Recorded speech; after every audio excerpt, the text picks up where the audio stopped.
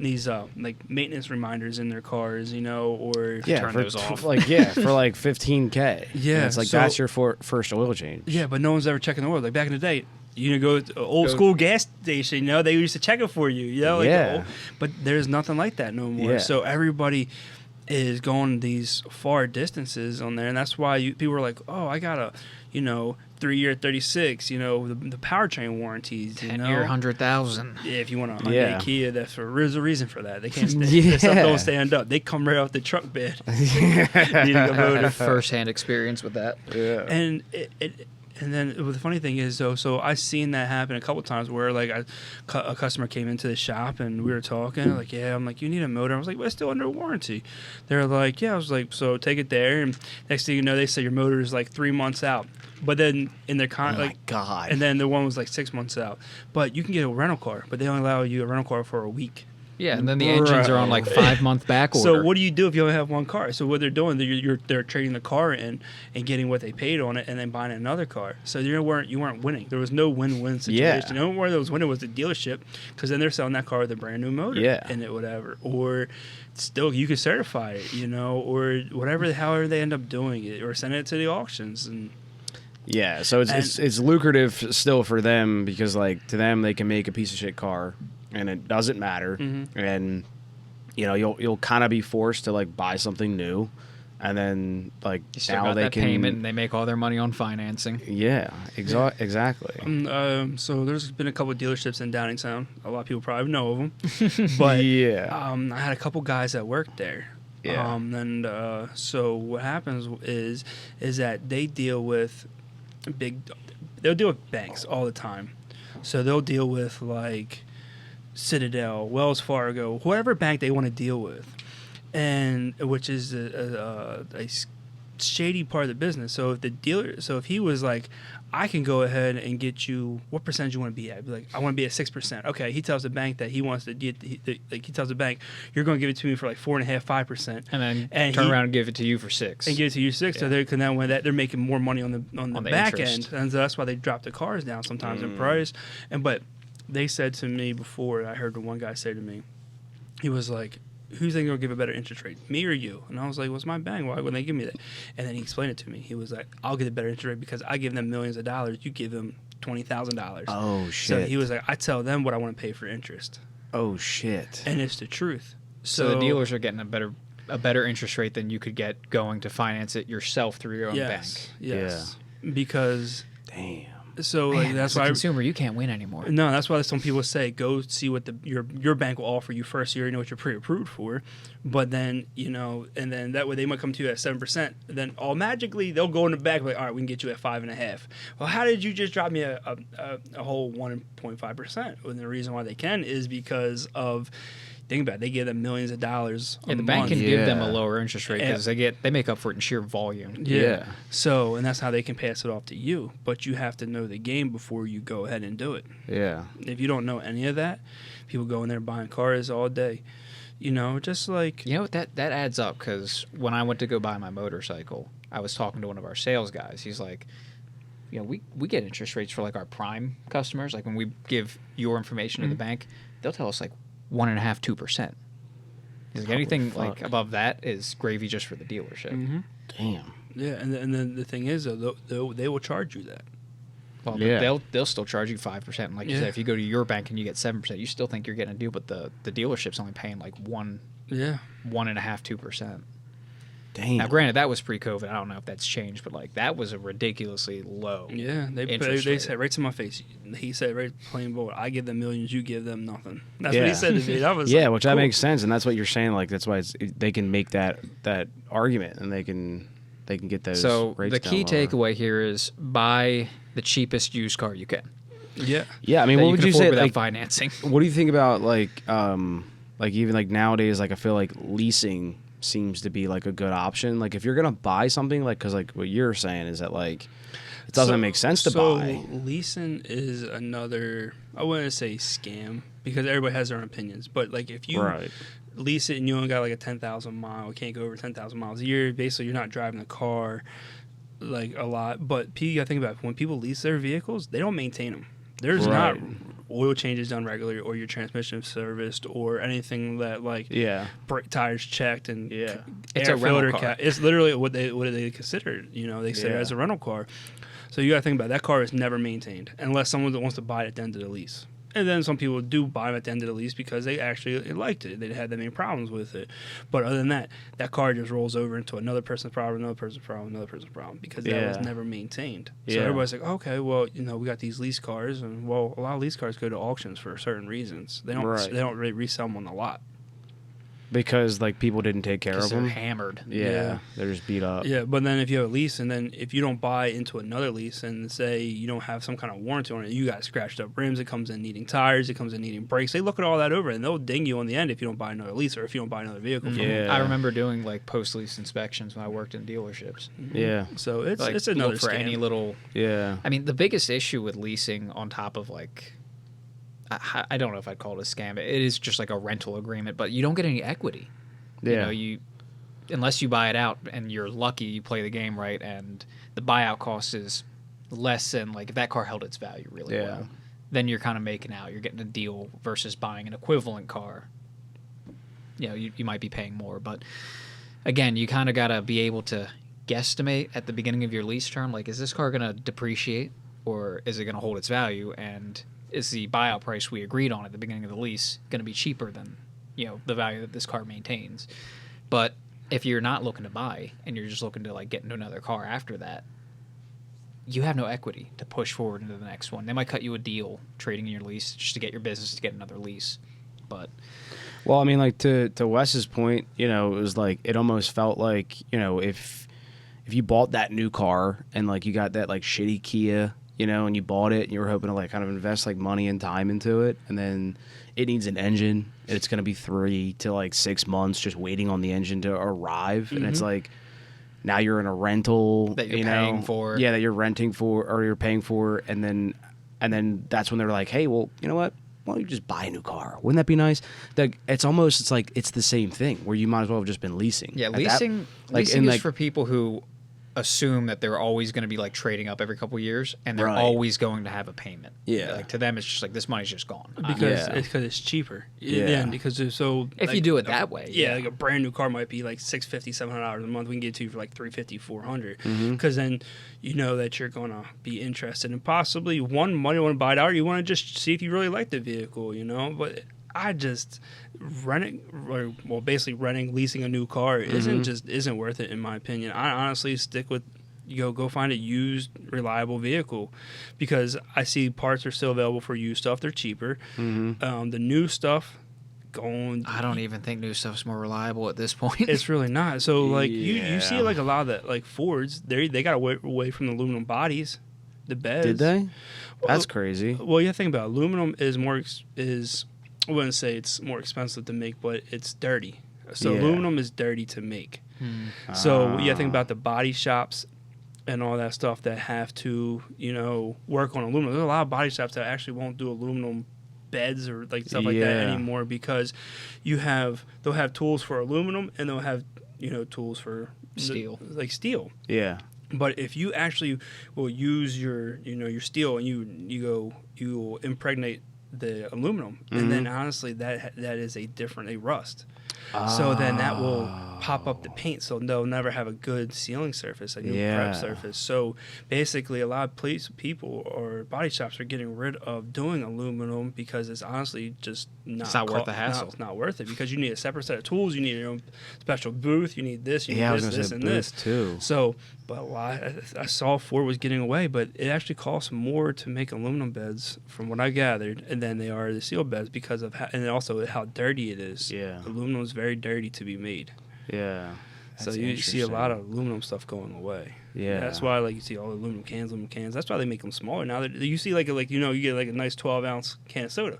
Now they're 8 ounces, but 8 ounces seem to be becoming more popular. That's I think that's twofold. It might be trying to cheap out on making the cans cheaper. Yeah, but also there's that whole shrinkflation thing where they shrink the package but charge you the same amount. Yeah, But it's crazy how the world is going. You never know what's right, what's wrong, which way this way. Yeah. Yeah. But he's falling into the same same trap we do, or we just talk about how scary and awful everything is.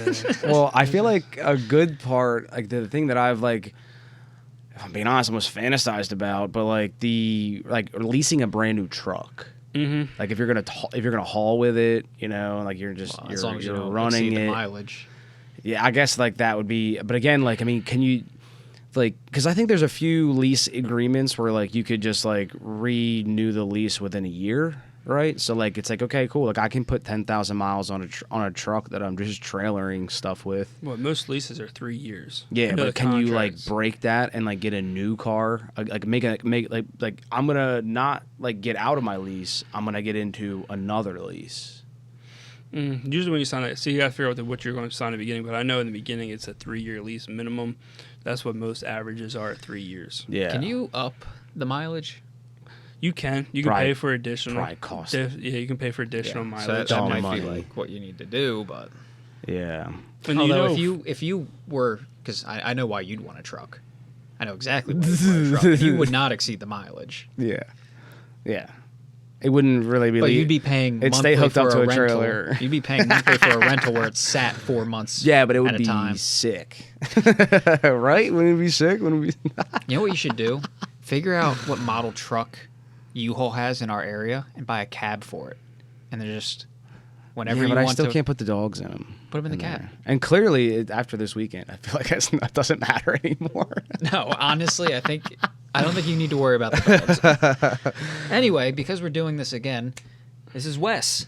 Oh yeah, We completely blew over that. Yeah, we just walked right into this, but yeah. Don't worry, so, the worst one we had, we got half an hour in. Yeah. We're like, oh, we never talked about who you Dude, even half an are. hour? No, we got it like almost an hour and a half. Hour? Oh my Yeah, it was an hour and a half of like us just talking to my friend Nick, and we were like, "Oh yeah, we didn't say who you were."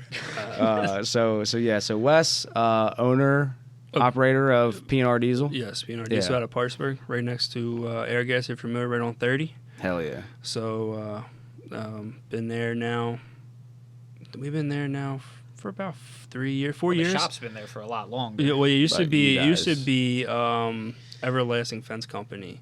Oh, okay. So then they went Yeah. out, and then I went in there for now. Yeah. Well, that's Nice. right, because P&R Diesel's been around since Yeah, before you were yeah. in ownership. Yes, and that was But right they down were in the a different area. right down the street, right in front of the township building, Okay. police cool. township, and then needed to expand. Yeah. You know, it was only Yeah.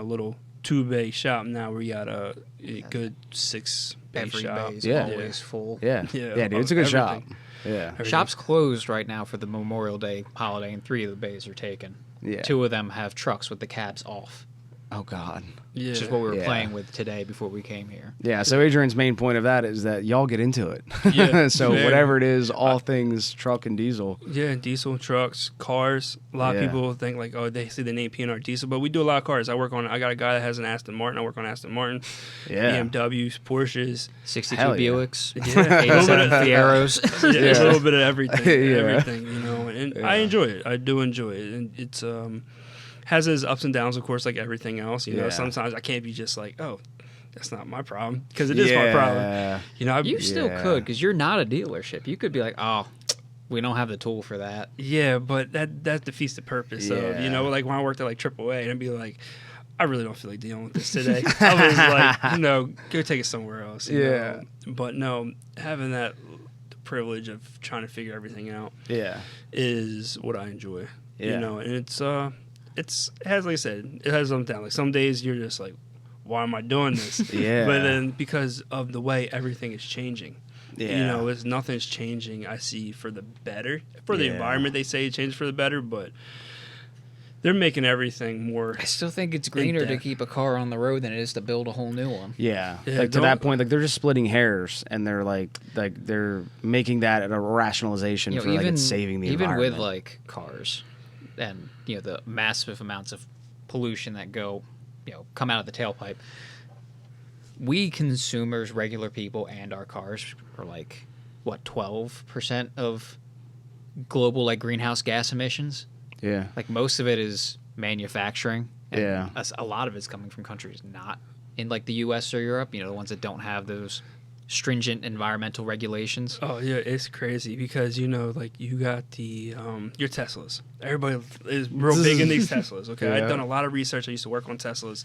I remember the first time you and me drove a Tesla. Yeah, so I have some experience with Teslas, and everybody has their ups and downs with it. I have work on a couple of them, and a couple people were like, "I wish I never bought this Tesla." I bought a brand new Tesla, and he was like, I just wish I never bought it. And then you got other people who are like, this is the best car I've ever driven. Because everybody has like their own opinion of it. But I always hear more negative reviews than I do positive reviews of Teslas.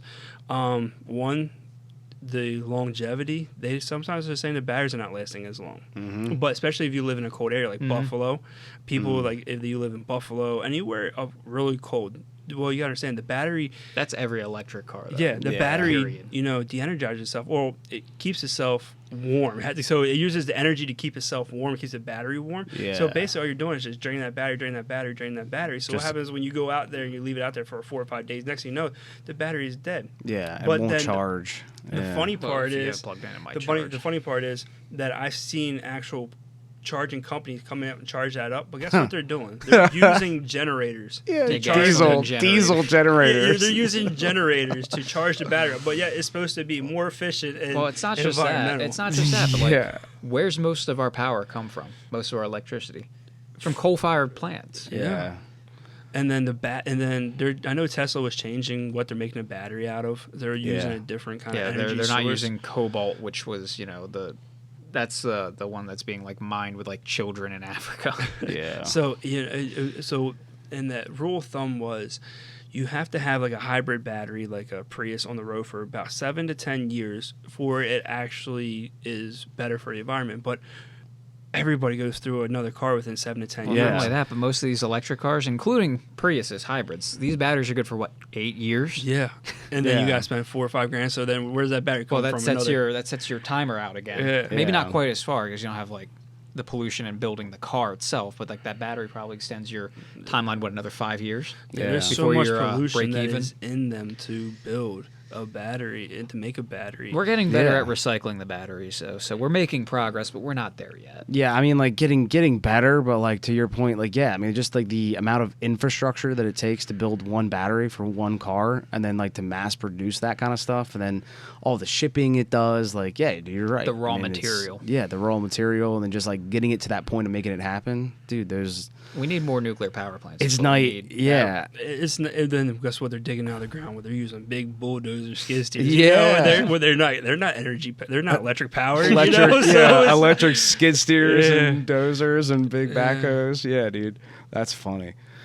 Yeah, and to your point too, because you mentioned that like it'll take 7 years for like a hybrid to be where it really becomes. Before. I was going to say 70,000 miles or something, or like that. 7 years. It was like one of like it was like whichever one. Car. Yeah, whichever one you hit first, I guess is the idea. But like to your point, like it's also isn't it the same thing with like a regular car? Like, wouldn't a regular car almost have that same impact after 7 years? No, because the 7 year thing is where the pollution generated by an electric car becomes less than the pollution generated by a gasoline car. So up to 7 years. No, but I thought it was like the manufacturing of that car. No, it's the whole carbon footprint. It's the whole carbon footprint. Like not just the electric car. So yeah, I get it with the electric car, but like a regular car, a regular car costs like really like nothing to really manufacture. We're so good at it now. So like the carbon footprint of like creating one car, regular gasoline car, is usually like pretty low. Yeah, in comparison so you take that small.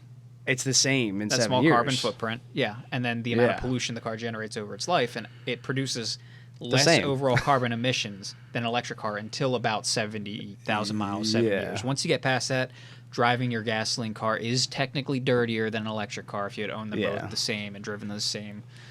But still, like, people don't keep them that long. Although I just saw something that said the average age of vehicles in the U.S. reached 12.6 years, which is the highest it's ever been because people can't afford new cars. Yeah, I have people all the time coming in and asking me to put motors in their vehicles and stuff like that, which is, I have no problem putting a used motor in people's vehicles because I deal with a company that I deal with, and I give everybody a 3-year unlimited mile for a used part, like a used motor. So that Right. motor might have 120,000 miles. You might have 200,000 miles on your vehicle, and you're getting it at a cheaper price of buying a new one. And a lot of these times, like companies like Jasper and stuff like that, they're not manufacturing motors anymore or transmissions because they don't have the cores. So Right. yeah, think about it. So you don't have a core, you're not doing it. So there's times I want to deal with Jasper, like, oh, well, send us your core and we'll remanufacture it. And I'm like, all right, well, I can get a used one for like $2,000 less, Yeah. save the customer money, LKQ and you're or still something. getting a 3-year unlimited mile warranty on the used part. And they cover full labor, up to $1,000 for the part. Not bad.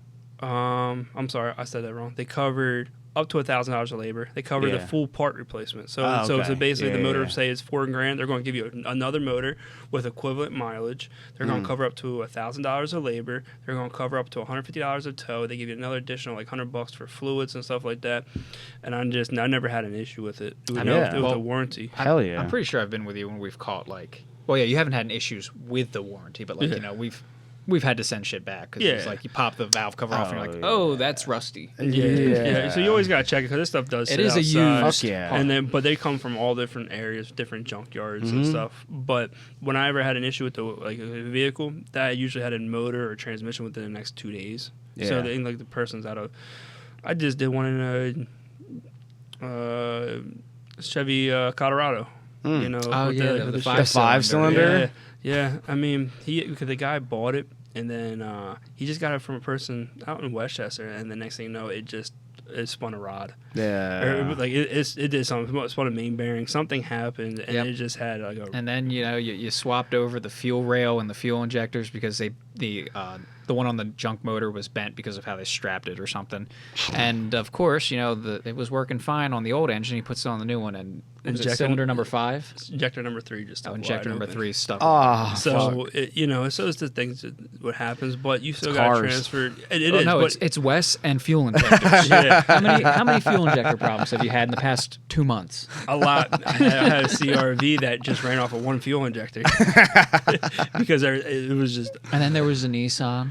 yeah. How many fuel injectors you put in that thing? 6 of them, and I bought all new ones off the internet, and I paid like $150 per injector. They weren't cheap for it. injectors, and all of them were bad. Yeah, so I swapped the stock ones back, and it ran perfectly fine. It was like, what is the point of this? Yeah, it's funny though. You know, but no matter what you get, reman parts, new parts, it's hard to get stuff. So I have a 2018-19 Chevy Baby Duramax in the shop right now. I need knock sensor number 3, and it's back ordered for. As of right now, it's been back ordered for 3 months, and the vehicle keeps going into limp mode because I can't get the part. I called the dealership. They said parts on ordered, but still back ordered. No ETA. Same thing with the Dodge Rams right now. Are having a hard time. I need an AC line for a Dodge Ram. Call the dealership, back order, try to find one on Amazon, everywhere else. Can't find it. Yeah. So an AC line for a Dodge Ram, back ordered from the dealership. I keep telling it was supposed to be here May 8th. Now I got told May 16th, May 20th, May 22nd. Now I'm getting told June. And I'm like, oh my god. but they're like, we have it in transit. It says it's in transit. I said, in transit from where? Yeah. I was like, where is this coming from? Shanghai. I'll go or drive there and get it, bro. Like I Same got a thing, shop. I had another Ram. It was Yeah. it was a diesel Ram, but a fuel line.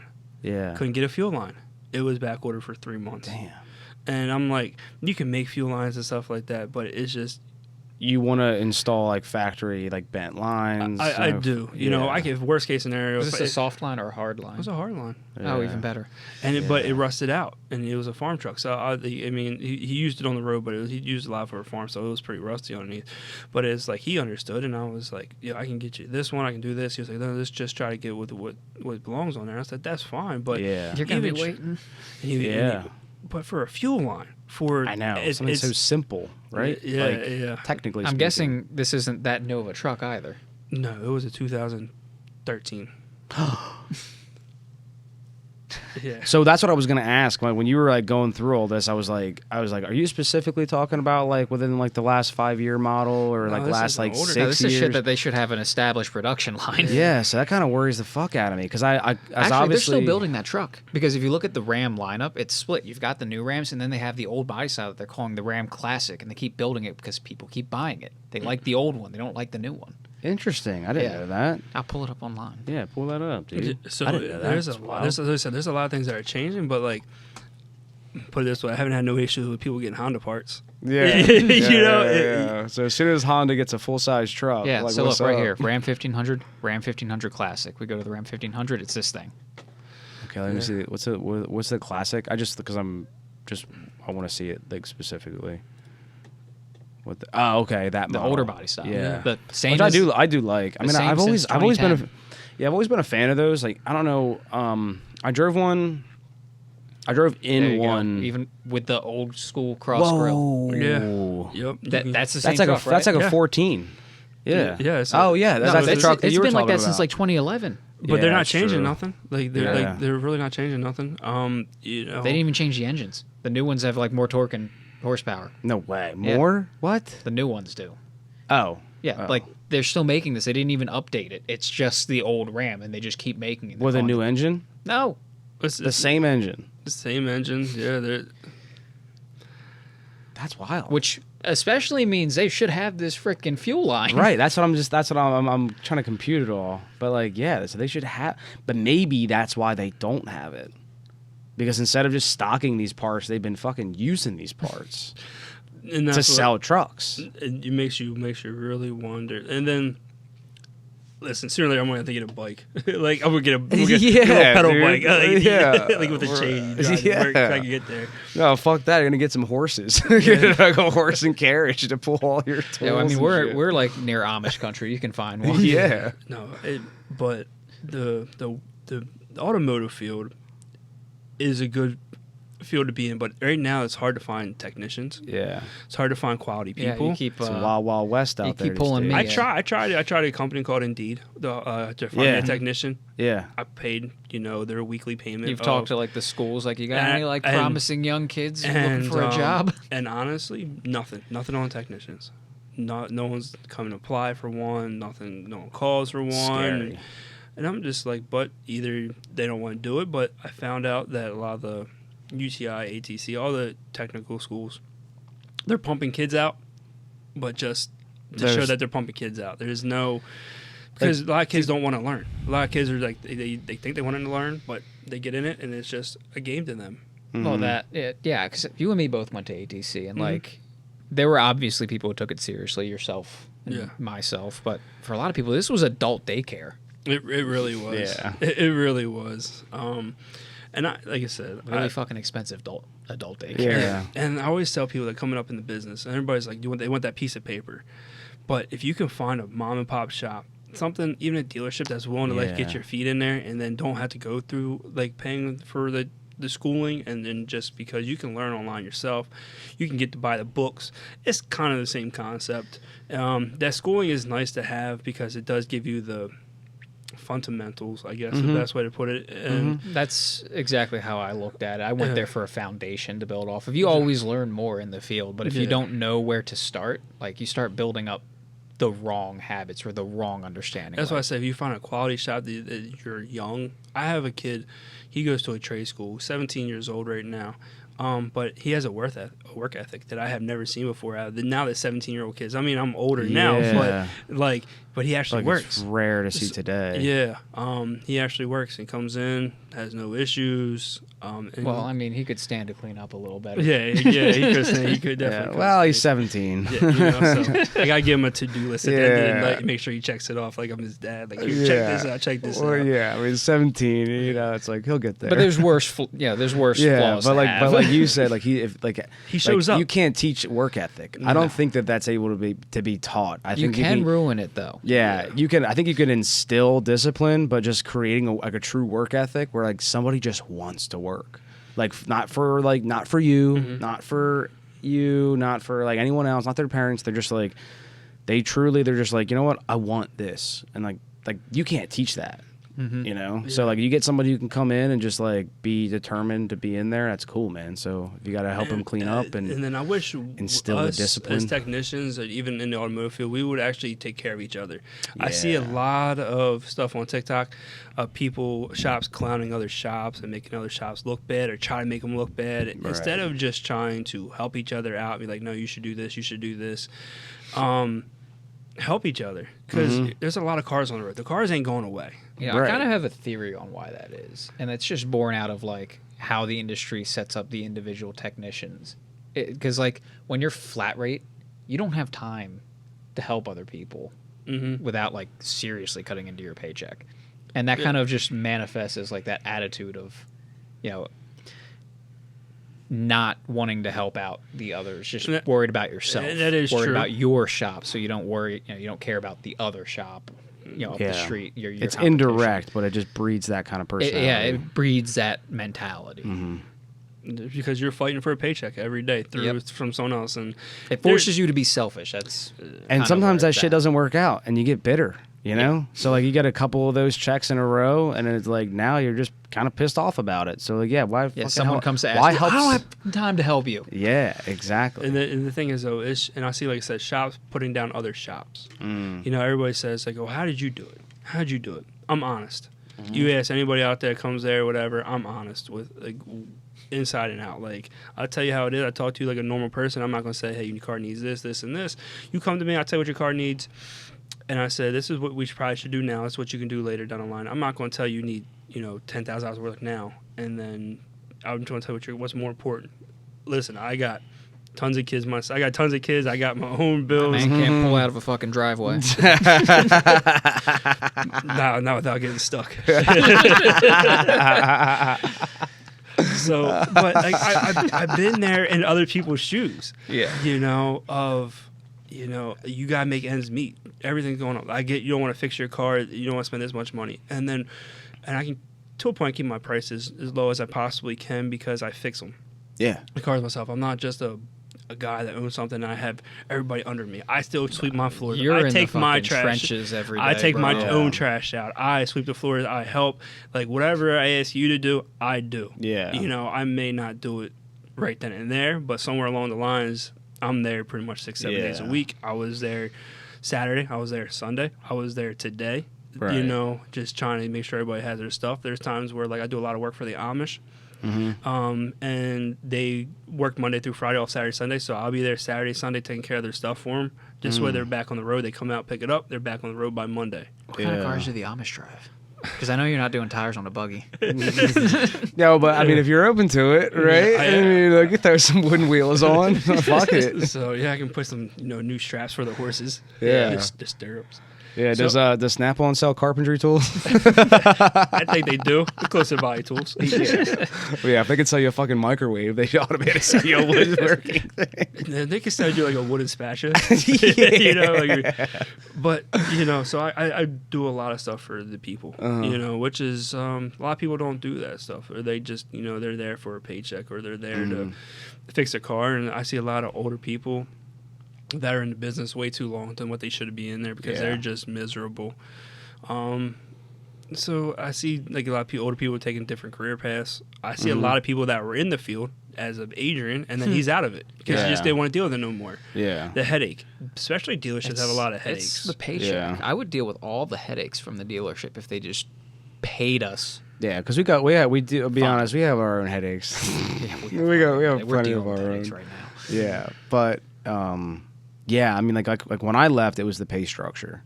So like when I'll put them on blast, But like I was at Lexus in Wilmington, like I don't know if you can even imagine, but like we're talking about like ceramic floors. We're talking like they Zamboni the floors, like they have boxes built in. It's like in-ground lifts, the parts department's there. I mean, like the best Hunter had white stuff. shirts.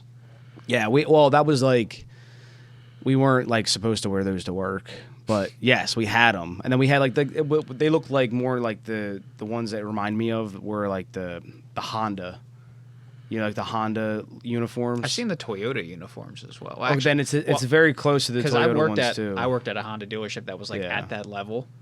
Heated floors in the garage and like AC in the garage. Yeah, AC. Who has that? Yeah, we had AC. Yeah, but like I worked at that Honda dealership and all the techs still wore like t-shirts. Yeah, and we had some t-shirts. We had long sleeve, but either way, I worked flat rate there for $11 an hour in 2013. Crazy.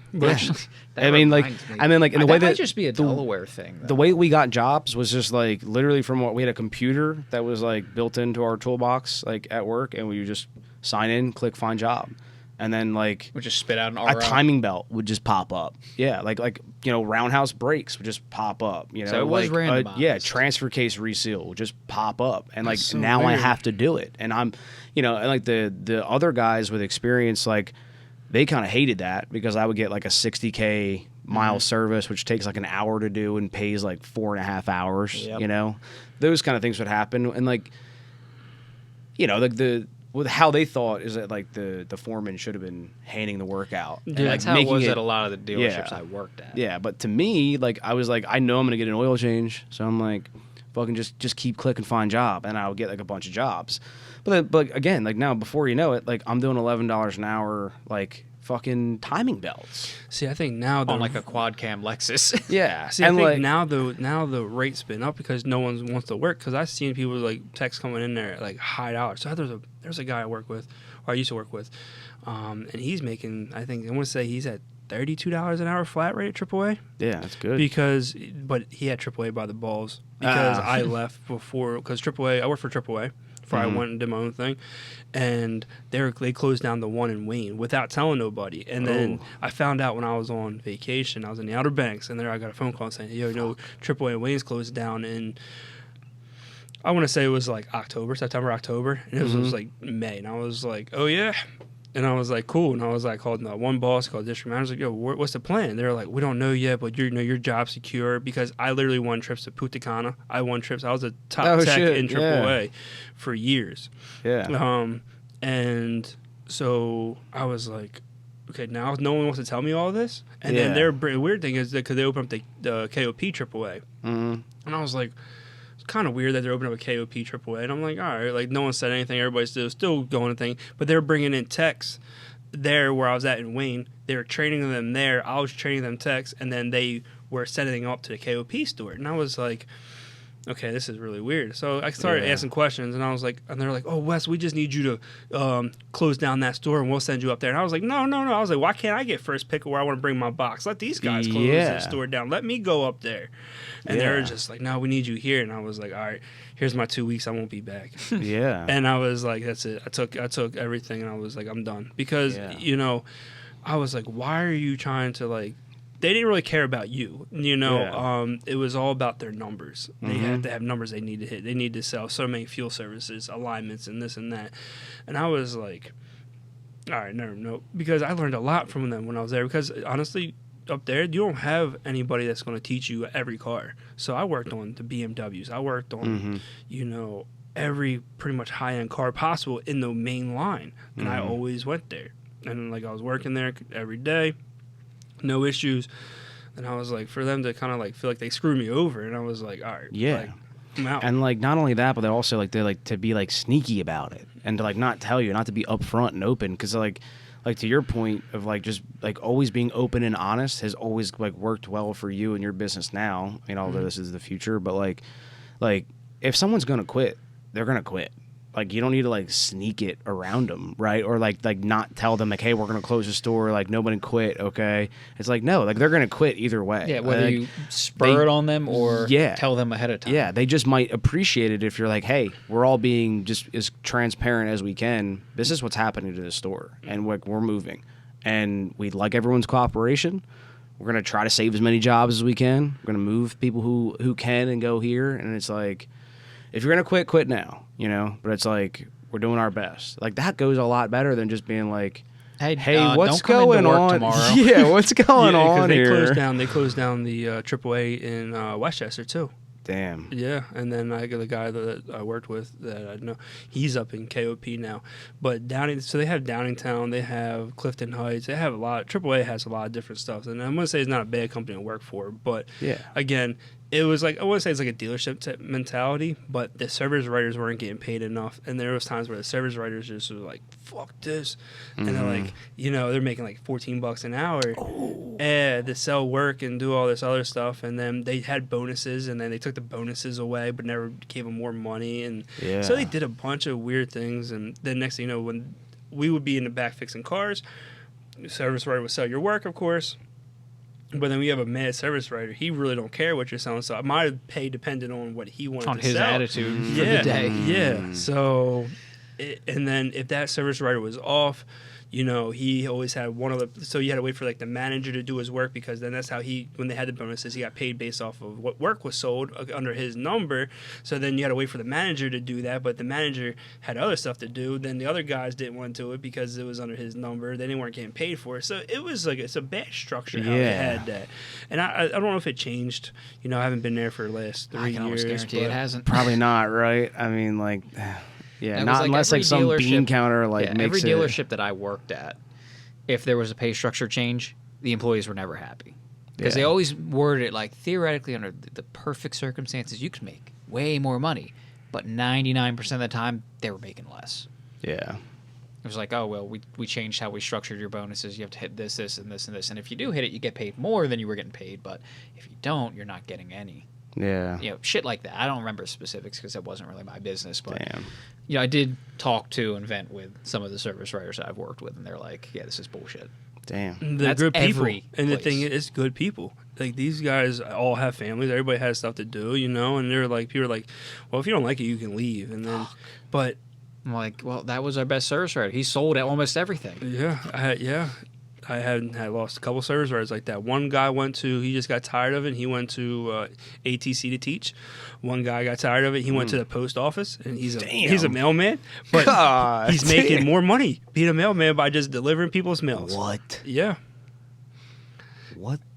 So, but you think about what did they do to us? So, you know, so like I said, and then I see that kids coming out of school want $20-some an hour to fix a car. Yeah. But they don't know anything. Yeah. And, you know, when I first started off working, I was making $7.45, thinking that, like, you know. I was making, like, I think it was like $7.45, $7.50 an hour. Yeah, well, I went to my first, like maybe $8. I think I went to Exton Nissan was, like, my first true job, $9 an hour. Yeah. It was to do a loop tech. And now you're going to McDonald's making like 12, 13, 14, 15 because they can't find nobody else to work. Yeah. And then everyone wants to know why the food prices are going up. This is going up. It's because, honestly, nobody wants to work. Yeah. And then when all that COVID happened and they're giving everybody more, there was funny to get off subject, but like during COVID, there was this lady that did nails. She would make about, I want to say she would make about $1,000 a month because she was still in school. Mm-hmm. During COVID, she was making $3,000 a month because she was getting an extra, because she was getting that extra money. Yeah. But it was like, how are you going to give someone extra money because they can't work, even though they only made $1,000 and they were in school? And now all of a sudden, now you're giving them now you're making like $2,500 because they're getting that incentive. Just give them what they used to be made. That's all you had to do, and then everything would have been a lot better if they would have did that. Like, did everything all wrong. Yeah, because I mean, I don't want to complain because it did benefit me, although, you know, it did fuck up the economy. But I was making more money sitting on my ass when I got furloughed for COVID. Like, I was literally making like $300-400 extra a week. I did, because AAA only gave me my our guarantee was 20 hours a week. So I was making $80. I was making 80 hours a month. Oh my god! So I was getting 20. I was getting my guarantee. Yeah. And then so I tried to do like everybody else did. They were just like, I got denied for some reason, but like because I was guaranteed AAA, they would not lay me off. They would not like do any of that stuff, so you couldn't really collect. But since AAA had a guarantee, it was 20 hours a week. So I had to be there for 40 hours to get my 20 hours. So imagine. So what we end up doing, I brought a TV in. Brought a PS5 before at that time that was out, so I brought that in there. We just played video games all day, but nobody was coming in to get their car fixed. You might get like 1-2 cars, because no one's going anywhere. They didn't want to see another person. Yeah, so but I came in there because we did work on a couple people that like the ambulance and stuff like that. So we did do some other odds and ends. So we were there. Did you get hazard pay for working on COVID infested ambulances? Yeah. So no, so AAA had a guarantee of 20 hours, and so for that time we were shut down, I was only making, there might have been a week or two that I got like 30, but it took a hurt because I couldn't get nothing. So some people made it out really well. So people were just like, you know, so when I started seeing other people get, you know, an extra $1,500 a month, and then all they did was make $1,000 a month, and all they did was like a nail salon or something like that. I'm getting mad because I'm sitting here working, and I'm just like, I can't get nothing. Yeah, like I'm about to go do nails. I was getting like an extra $1,200 a month. Yeah, because I was making like, I think between the state aid relief, whatever you want to call it, and then the federal relief, I was getting like $1,100 a week. I mean, it was paid out like every 2 weeks, but it worked out to like $1,100 a week. Just sitting on my ass, not spending any money, not going anywhere. Yeah. So some people made out, and then now everyone wants to know why everything went up through the roof. Well, we got paid back somehow. Like, nothing's for free unless you. Well, you look at supply and demand. If demand goes up and then supply goes down because all the production lines got fucked by COVID, like, yeah, everything got fucking expensive. But the other end of that is what do they call greedflation, where these companies are like, well, we charge this much. How about we just don't bring the price back down? Yeah, we charge you $10 for a piece of wood last time. Is that what it used to be like $250? And you paid for it, so how about we keep it there? Yeah, and that's like, COVID prices. It's like it's just this like new thing now. No one cares about COVID anymore. Yeah, we're like, they're like, no, it's the inflation is still terrible. Because of COVID, dude. Yeah, no, a lot of it seems to be like milked. Yeah, and I think a lot of the production lines are still fucked. Like, all these parts are still on intergalactic back order. But is it like COVID? Yes. Or like is it like? And it's all Toyota's fault. Not by the people. Way. I think I could have swore we talked about this probably off podcast, but so Toyota invented this fantastic thing called like just-in-time stocking or something along those lines. It's where they don't keep a stock of parts in their factories. They have all of their suppliers delivering like the raw material and all that stuff just in time. They don't have to pay for storage. It's very efficient until something goes fucking wrong. Yeah. One toe goes out. Yeah. And then you're fucked. And everyone saw Toyota doing that and it working out for them, and they're saving so much money. So everyone started doing that. Yeah. All these manufactured supplies, like the Ford and Kia and Hyundai and all that will have warehouses full of assembled parts. But it's the further back end, the manufacturing of those parts, where they have no stock. It's just roll the raw material in, and as soon as it comes in, it's off the truck and onto the assembly line. Yeah. And then it gets manufactured into a part. The parts go out to the warehouse, and that's where the stock sits. Yeah. But with COVID, the supply line stopped. Raw material wasn't coming in. They had no back stock. So once those warehouses were empty, that was it. Yeah. And something like that takes years to catch back up. Yeah, because you think about everybody that's sitting there waiting for a part. Everybody's sitting waiting for a part.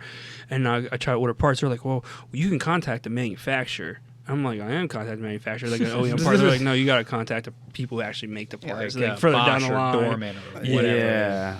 Let's see if you can get it quicker. And I'm like, AC Delco. Yeah, you wait in line. So there's times where I was called the AC Delco people, and I was like, I need this, and then they shipped it within a couple of days. But if not, the dealership wouldn't receive it until like a month because they're in line behind somebody else. Damn.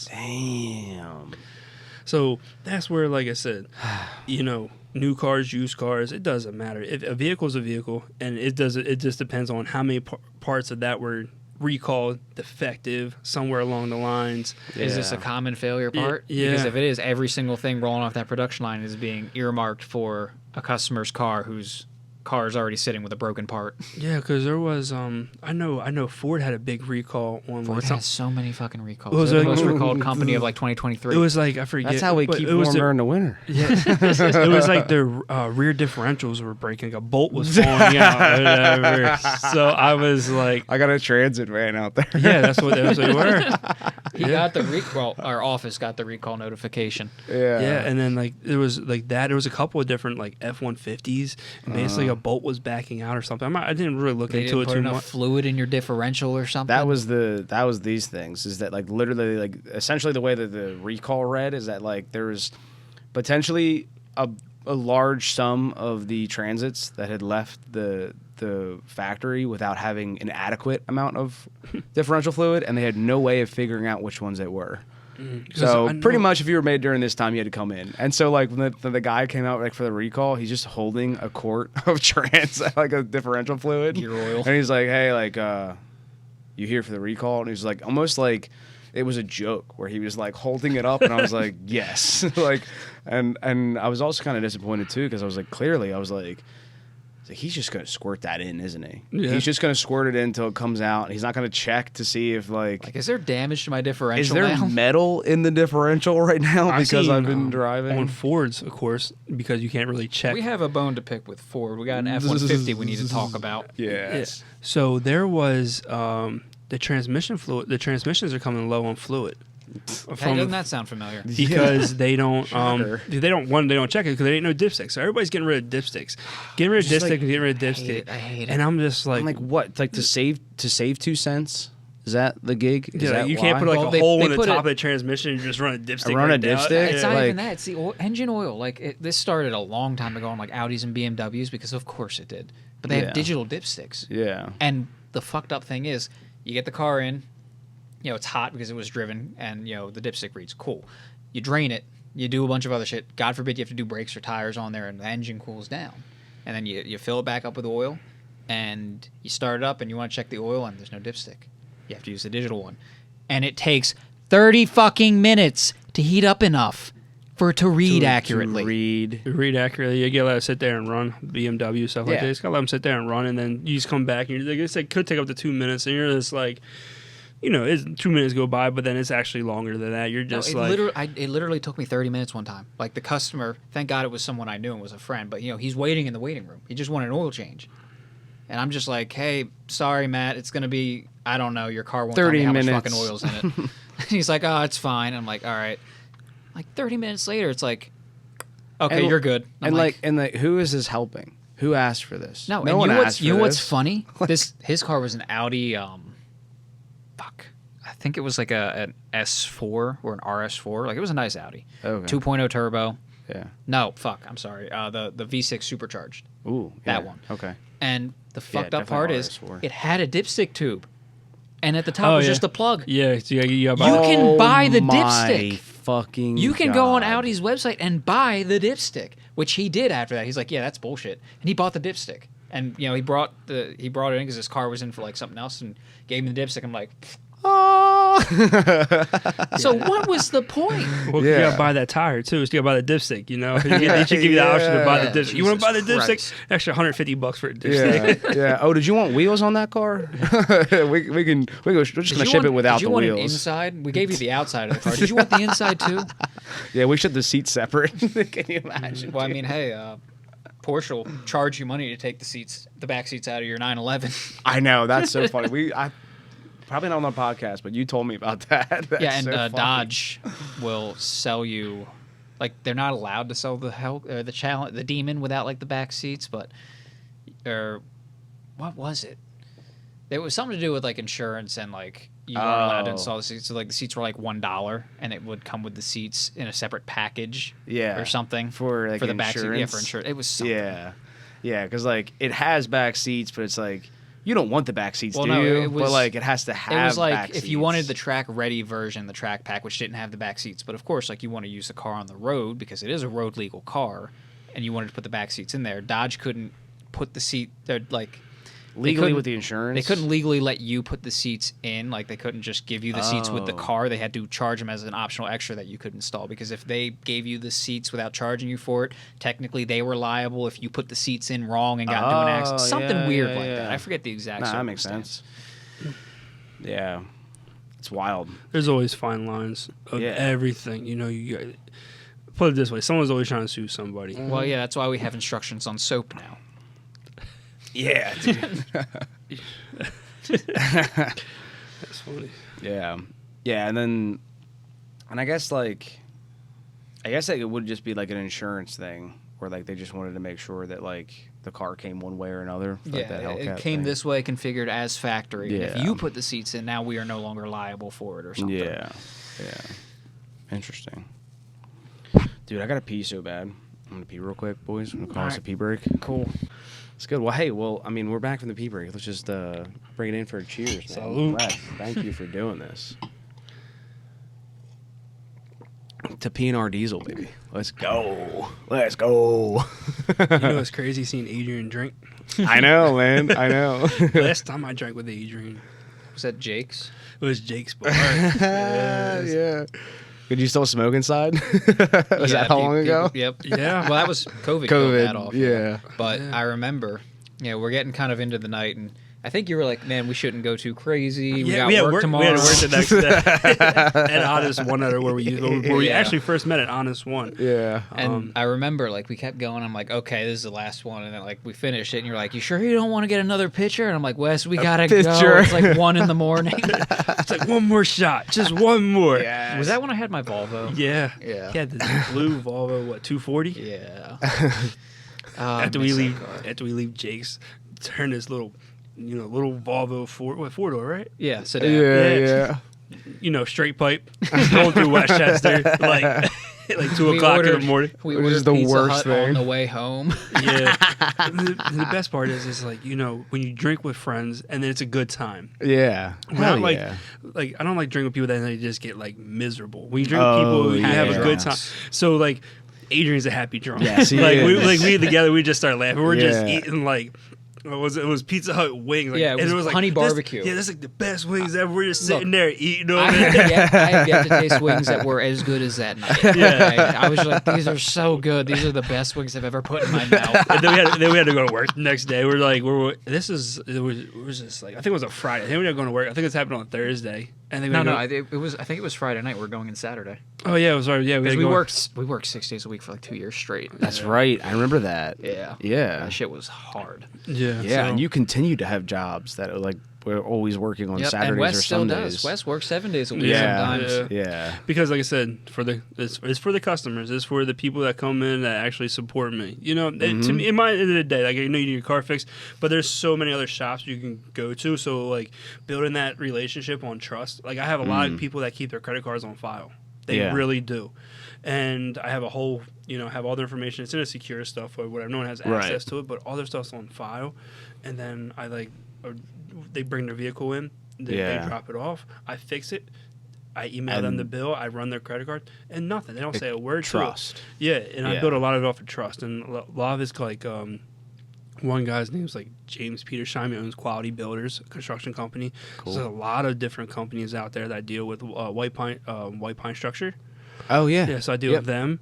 So there's a lot of different things that people I deal with, and it's like I said, it's gasoline and it's diesel. It's both. Is that like fleet equipment? Is that kind of the deal, or is it like no? They just have like a lot. Well, just like their personal shit. Yeah, and then I go like I went to bat with them for a warranty company that no one else wanted to deal with. So I deal with tons of warranty companies through CarMax, Endurance, Auto Shield. Yeah, like, you're AAA affiliated and all that too. Yeah, so like Repair Pal, I had to go through to be Repair Pal certified. I had to go through all these like classes and different levels to prove what I know. Mm-hmm. Did all that. Yeah. So I went through all that stuff. ASC Master Certified. Yeah. I got crazy. all my diesel certifications. I went through all my diesel training courses and stuff like that. Did you take diesel at ATC? No. Oh yeah, I did take it at ATC when but that right there, like It's a basics class. I wouldn't even call it basics. it was like, maybe now it's different, but I think it was also dependent on like what teacher you got. Mhm. Like I went for the machine shop and high performance, and the first year teacher, my class got him fired. He did not teach us jack shit. He is the one who. I don't think my work ethic's been ruined, but he damaged my work ethic. Like up until that point, I hadn't missed a day. If I was sick as a dog, I came in anyway. Yeah. And then we got to his class in the first 4 days. Like he broke us up into groups, put us in front of the machines for like, cylinder honing, line boring, all that shit. And then would not teach us how to set up the machine. He had to set it up for every group, which means I spent 4 days with my group, literally the whole day, just sitting there doing nothing. Yeah. So I just stopped coming into class sometimes. Yeah. Or came in late as hell. And that was a time clock school. You remember that. Yeah. So, I went from having no absences to almost failing out because of absences to clawing my way back enough with makeup time to get the President's Award or whatever, where you have like over 95% attendance. So I did manage to pull it back. I wish I did. I didn't. I had Dave O'Flaherty, and he cared. A lot of the teachers there at ATC, A lot of them were good. They do care, and which is hard to find because a lot of them kids, well, I guess they're not kids now. We're all grown, but They're assholes, jackasses, didn't care. Like, just, you would joke around with them, and the next thing you know, they would tell on you because you're joking around with them. Like, you'd be like, what? Like, what? You know what I mean? Like, it was just like they wanted to be your friend but didn't want to be your friend. And it was like, so then that's when they got more stricter. They're like, all right, like, this is how we're going to do it. You know, you want to, you know, we try to joke around, have a good time, and one person ruins it for everybody. Like, they really do that. And I can just change like the whole like trajectory of the class that way too. Yeah. You know, it can like really be a whole like negative damper on how you get taught.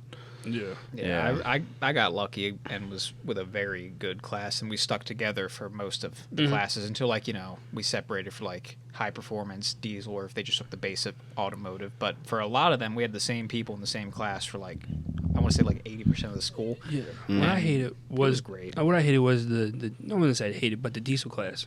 It wasn't the diesel engines in cars. It was the diesel engines like cats and stuff like that.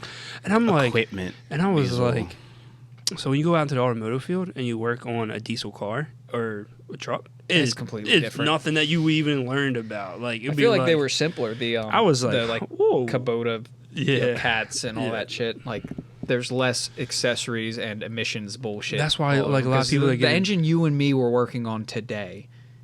So today's Let's goal. go. Today's Let's goal get into it. was two things. We had a Honda CRV. We wanted to that the head was sent out because it burned an exhaust valve. Surprise, surprise. And you know, Wes had the head sent out. It came back. He had already torqued it on. We were going to put that thing back together, get it running, and then we had a Chevy 3500 Duramax. That the heads need to come off and get sent out to a machine shop, right?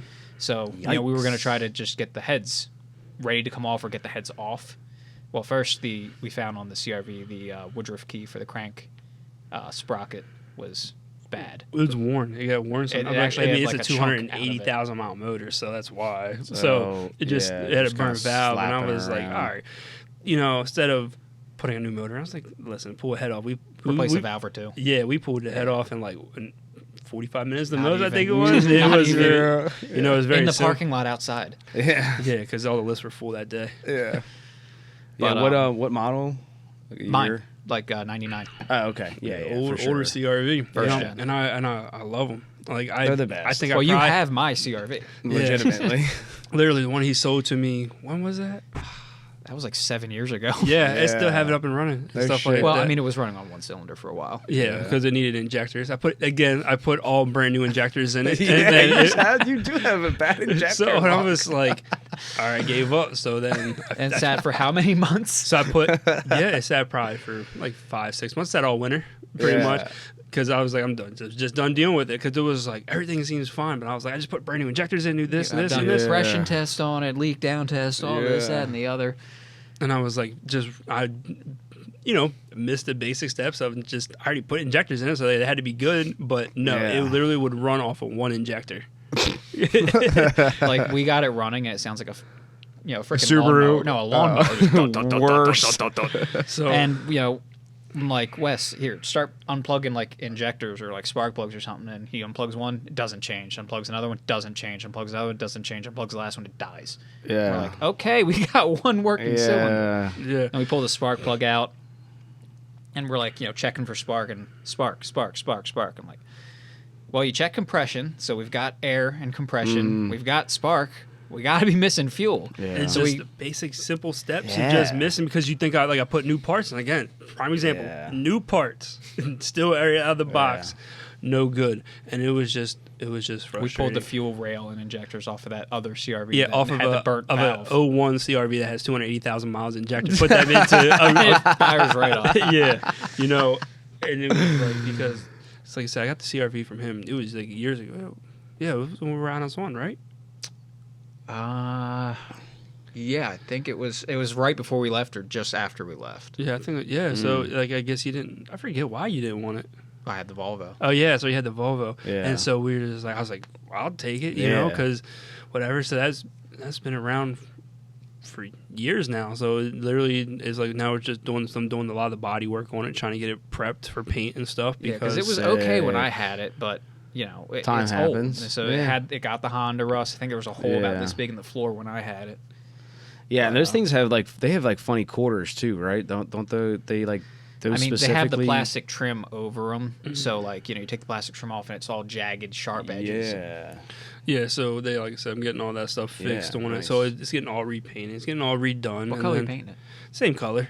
So then I have a K24 that I want to build and Hell drop in yeah. it. But the issue is that I have a Honda Prelude that I'm in the process of waiting to get back from the machine shop. In the That's been there process, my guy, they've had your engine for how many years probably now? about like 4 or 5 years now. I think about 4 years. But what happened Holy was the shit. first motor was built. It was pretty much done. But then they crushed it somehow. They dropped a motor on top of What? it or something.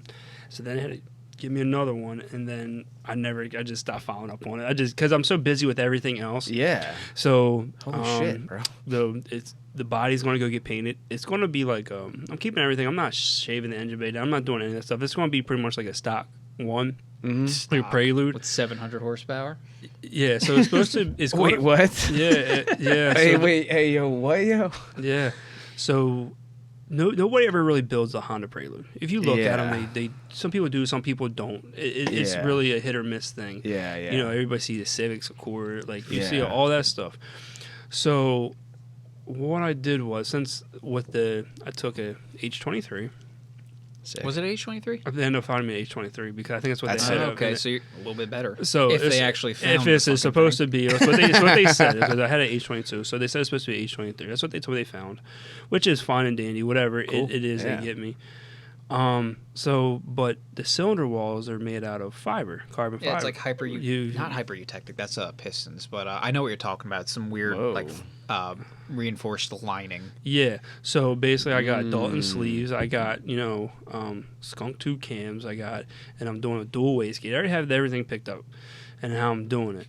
It's just I'm waiting for the block to get. I'm waiting for it to get back to me. And Yeah. but then I'm going to do the car is silver, so it's gonna be silver with a green flake. Mm. So, but then it's just gonna be bigger axles, tires, Yeah. suspension, but the whole engine bay is still gonna have everything in it. Yeah. AC. Well, AC are you gonna be able to and do stuff? AC with a turbo? Yes, I'm going to do AC because there's an AC kit that you can get with the headers. 'Cause Oh, I got yeah. sheepy headers. Okay. Sheepy built. Yeah. Yeah. Yeah. Actually, speaking of headers, where the hell did you find the unequal length headers you put on my CRV? That's sick. Because now it sounds like a Subaru. By the way, Yeah, it's pretty sick. It's fun, you know. I forget where I got them They're from. 1320s. Yeah, but- that's right. 1320B. That's what. Yep. Or 1320. The YouTube channel. Yeah, yeah. 1320. Yeah. Yeah. They That's make what- parts now? They made that unequal length header for a Honda CRV because the Yeah. Honda CRV can't use regular B series headers Uh-huh. because the transfer case gets in the way. Yeah. So they have to have a specific bend in it. And somehow Yeah. Wes found unequal length CRV headers. Yeah. Yeah. Yeah, I know. I remember like you going through that. Well, yeah, because they had it was OBX. That's who made my catback, and they also Mm-hmm. made headers. But by the time I saved up enough money to get them, they stopped making them. Yeah, they and made no one my made exhaust too, my Integra. any. Yeah, So nice, dude. I loved OBX. they made good shit. Yeah. They were are cheap, they not but- around anymore? I haven't looked. Okay. But their muffler was a ripoff of like the was it Apexy WS2, Yeah. Yep. and Yeah, that's yeah, like yeah. the only That's muffler right. you can put on a Yeah. Honda that sounds good. Yeah. Yeah. Or one of 'Cause the it was. only. It was like legit like a ripoff. Like it was like people were kind Yeah, of like 'cause kind Yanaka- of tight about it. Yanaka and OBX both copied Oh yeah. Copied, That was the other brand. the Apexy WS2. I think. It I was miss WS2. Hondas, man. So I'm so glad that you brought that up. Now I'm glad that you're even like building them and like still staying in it because like I mean you saw my Facebook Marketplace. You saw the Integras. Yeah, I got some I've been Integras. looking too. Yeah. So no, like I said, Yeah. I got a Prelude, and I got it all planned out how I'm doing with the dual wastegates, everything, so it's easier to. Which so- year? It's a 4th gen, right? Don't ask me what year it is. It's early 2000. Okay. Yeah, Well, it's it's, the square headlight one. Okay. Yeah, Cool. because it's like I said, it's been sitting now for the last 6-7 years. Yeah. Because you got that shortly after you bought my CRV. Yeah, and I'm just having to sit, and I've been sitting on it, and then I was like, all right. Then I was like, it's time, because I saved up everything. I was like, all right, it's time. But then it turned into another project. But then I got another project, and then I got another project because, of course, Because fixing Wes cars. doesn't know how to say no. There you go. So, Well, I mean, take it easy there. I mean, let's not throw stones in a glass house, Adrian. No, I know how to say no. you're full of project cars. Yeah, but he said no to fixing them. Yeah, I know how to say no. Yeah, he says no to fixing No, them. Wes's problem is that he's got these project cars, and he's also got 5 other cars at his house that belong to other people, including me. And he got that truck that needs like heads, that we got to tear apart that you're roping me into. There's a Ford Ranger that he's got a whole engine and 5-speed swap for. Yeah, it's 80s Ford Ranger. Damn. But it's clean. It's a clean 80s Ford. Oh, speaking of like Those old square body shit ones cars are that I'm still sick. kind of uptight about.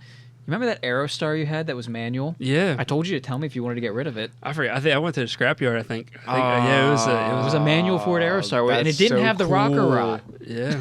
That's the minivan, right? Yes. Yeah. That's sick. So I had but then you also, of course, being a shop owner, being a father, got kids. So my kids are sports. My kids are in softball, soccer, cross country. I gotta take my son down to football down in Dallas. He's working out the camp. Yeah, he's working out the Cowboys on the football camp. No way. Yeah. Good for him, bro. So my daughter, like I said, softball, track and field, cross country. So like my kids are always in everything, and then I make all kinds of projects for my house because I start one, but then I get another project going on. Yeah, what you finished the basement and then it flooded. Yeah. Fuck. From all the rain we had for a couple months ago, whatever. Yeah. And then literally, I have an old quarry behind my house. And so I have an old quarry behind my house. I think when the quarry fills up, it literally, the water has to run somewhere, so it just runs underneath my house. Yeah, because So you it- put like French drains in. You did like all kinds of So, work. yeah, and then I never put a sump Damn. pump in because I was like, I never thought it was going under, but then I started cutting the floor up, and the next thing you know, the water was coming through the floor, and I was like, all right, so I put a sump pump in, and I put a sump pump in outside, so water never get in the house ever again. Yeah, there you go. Yeah, but then you've got your pool going on that you redid, and then you're doing the whole outside, and you're gonna have a barbecue grill like integrated into it. And you've Oh, got your garage sick. expansion. Don't you have a house expansion planned? Yeah. Damn, man. Because I got my house for a really good deal back in 2016 when I bought it, so that was before all the inflation of all the houses, and I think I'm gonna pay like $185 for something that's now worth like $500,000 with everything I did. So it's dude. So, like I said, it's a lot that, going on and, with life. It's always a lot Yeah. going on with life. And the best thing I always found is just try to stay busy. Yeah. Okay, And have good friends. Staying busy is different than like giving yourself more work when you're already busy. What if not? You don't have an off switch, Wes. We've talked about this. Yeah, I don't. Yeah. He's like, I don't drink no coffee. I don't drink nothing. I just Really? Yeah, just every day is the same thing. Every day wakes you up. Yeah. Today's project gets you out of the bed. Yeah. So I got the Prelude, and I have a 15 door max, and that I'm in the process of slowly rebuilding back up. I took a lot of it apart, and now I'm redoing it. I've got That's not your white truck, is it? the white truck. You've Yeah, taken it apart? yeah. It was a fine truck. Why'd you take it Yeah, apart? So now I'm putting. You needed the project. I know you ordered wheels because they finally shipped. Finally got rims and tires for it again. Yeah. Because I was going to go with some baby blue rims because no one ever has baby blue rims on a white truck, and but they were back ordered, and I ordered them. And they were back ordered, and I don't know. I gave up. So then I got like black and bronze rims. Still sick. Yeah. Yeah. Can't go wrong with that. With deep dish. Fuck yeah. So I got Let's that. go. And then Did you ever figure out what you were doing? Weren't you gonna get like leather power interior So seats? I got it for a really good price. So it's got cloth interior. So basically everything is there for the most part. So I'm going to get leather interior for it from another total truck. Oh, okay. I So got you're just buying the whole factory truck. seats. Yeah, because like, dude, I've had some trucks in my day where like, and I always like thought about, I'm like, man, if I just bought a whole captain setup, that would be sick. I got like a 15 or something. Or Or have like a bench. yeah, that one I definitely wanted to change. But like, even my last, like the Silverado, the one you put tires on for me that one time. Yeah, even that one, I was like, the seats were good. They were in good shape for like an old truck, and like a single cab at that, because usually those are always like workhorses and people are just getting in, getting out, getting in, getting out. But like they were in good shape. But I love that idea of just having like Nice new leather interior, seats. yeah, like new shit. And bro, that shit is so expensive. Like I think you're like doing it that way is probably the best because even if you just scrap the whole truck, like fuck it, like it's gonna be cheaper. So I got a guy that, like I said, I get my like used parts from, and he can find me a whole setup and stuff. And so then I got a bigger turbo for it, got bigger injectors, exhaust manifolds, race up pipes, and everything. So, I'm going to end up studying it and stuff. Yeah. Because my next step is to build the motor, and right now I got a spare Duramax motor that I'm going to build. Oh my fucking to when this one blows up. I have a spare So one. you were saying that I've got too many projects, dude, right? this is insane. So I got bro. I'm going to build one. So that way I have it. So when this one blows, so this is going to be a matter of time before this one blows up. So when this one blows up, I got a spare one that I can just be ready to drop it. Yeah, and it's ready to go. yeah, bro. That's boy math. That's what that is. This is all just boy math, and it all adds up. It's perfect. Yeah. So that way I'm not waiting. I'm not waiting around. It's just a matter of time. It's just like I've spent the money now, so when the truck does go down, I'm not losing money on my truck's downtime. Yeah. Even though it's just a. I'm here for it. It's a. See, you could do that, or you could join me and Keith and get a drift car. Yeah. I don't know. I don't. I mean, judging by the way this conversation's already going, it sounds like, you're like one cup of whiskey away from us convincing you that's your next project. I mean, you take projects on like it's not a big deal, dude. See, what happens is, now that I'm getting older, I can't go around in circles without getting sick. I found that out when I go to amusement parks. I get on the kids' roller coaster ride.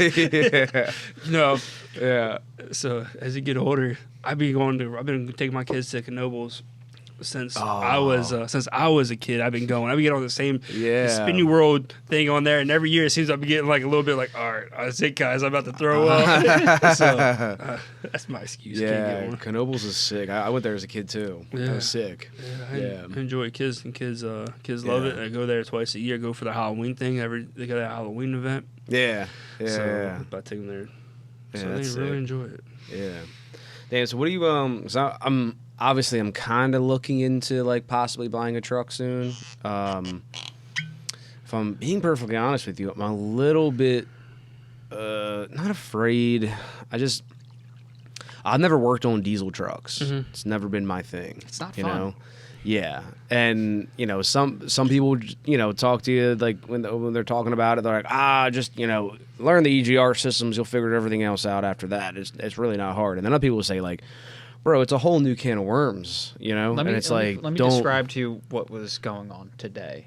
So, like I said earlier, our goal was to get the heads like off. He already had the cab up. It's just an engine, transmission, frame, truck bed sitting on the ground. And I'm looking at this engine, and Wes is like, we got to get the cylinder heads. And I'm like, I can't even see the cylinder heads, Wes. You got so much stuff on top between the EGR stuff, the intake, the wiring harness, the fuel lines, you got. There are two brackets for all the accessories on the front. They are this big, and they're cast aluminum. They cover the whole front of the fucking engine. So it's just a lot of stuff you got to take apart. I mean, I do. What was it you were saying to me? It feels like we're making progress, but every time I look at it, we haven't made any progress. It looks the same. Yeah, just because so much has to come off, and then you got to placement of parts. Make sure you put everything in a decent area because, for it being something that I got to do for the truck, it goes out to machine shop, and you got to organize everything in bins or however you find fit to organize. I know door max inside and out, so it doesn't matter where you put the part. I can put it back together. Yeah. There's people that do Dodges, Fords the same exact way. Yeah. I'm just real big into door maxes that I can tear it apart, put it back together. You can put the parts wherever you want, and I'll put it back together. Yeah. That's how I was with Kia engines for a while. Yeah, unfortunately. Yeah. As if there was a market for that. You know what? There kind of is. So no. But with where you're going with this, what part of the engine is this, Keith? Oh, brother. Oh, brother. All right. I'm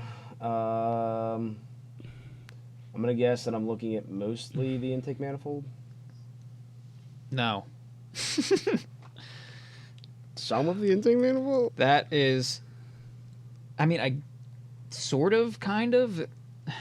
There's a cylinder head under this mess over here. The other cylinder head's over here. I guess that's technically part of the cylinder. Yeah, I was going to say that manifold. Looks like an intake manifold. It's plastic. Neck. I saw plastic, and I think this is like a cable. I don't know what's going on up there, but that's a coolant making line. Educated guesses. So they pretty much like you just said. But you saw just the amount of shit in that small picture. Yeah, and that's a 14. So imagine what's all the new stuff, dude. So, crazy. Like I said, the way the new stuff's going, it's just going to depend on what you really want. A lot of people like the older stuff. A lot of people like the newer stuff. Some people have this and that. Everybody loves a Dodge. Some people love door maxes. Some people love the 6.7 Ford Power Strokes. Yeah. I got more Power Strokes in my shop than I do Dodges or Duramaxes. Yeah. Well, are they in there for mechanical failures, or are they in there for all the other Ford bullshit? Upper oil pans leak constantly on the 467, so I'm constantly doing at least one a week. Wow. I'm constantly doing, they want to say the CP4 pumps fail. Mm-hmm. everybody has a different opinion on the CP3 and the CP4 pumps, on their injection pumps, and that's a fine line of talking to whoever you want to talk to. I like the CP4 pump. Okay, some people like the CP3 pumps. The CP4 pump can put out more pressure than the CP3 can. Yeah. Everybody wants to go to a CP3 conversion kit, because they have lack of failing. My opinion, the reason why they fail is due to air. People change their fuel filters, don't prime the system properly. You can't compress air. So basically, it's like a rotary inside of there, and you got plungers, and if you want to break it down and get real into it, but in all reality, it's just a piston runs on lobes and runs up and down. You can't compress air. So when Duramaxes finally just put a electric pump on theirs, so back in the day on Duramaxes you got a hand pump, but you got a primer. Everybody says, "Oh, the Duramaxes CP4 pumps fail." The reason why is because I don't think they didn't have a fuel supply. You got a hand pump the air out. You got priming. If you put like a fast system on there, forces the air out. Basically fuel right through the system. That's the only reason why I see them possibly failing is because of air malpractice and people not doing the stuff the right way. That's what I see. So to circle back to like what what I think you were about to ask. If you're working on the truck yourself, just get a gas. Yeah, get a gasser. That's it. Yeah, get a gas. There's a lot of people that are doing that work in landscaping companies and stuff like that. They had diesels and they actually are going to the gassers. Yeah. Just because of the emission stuff on them. DEF. Yeah. And the emission stuff is and the DEF. Yeah, and the EPA is really cracking down on making sure people have their stuff not deleted. There's a couple of shops I saw in Elkton, Maryland just got busted. They end up moving completely and moving up to Connecticut, I think.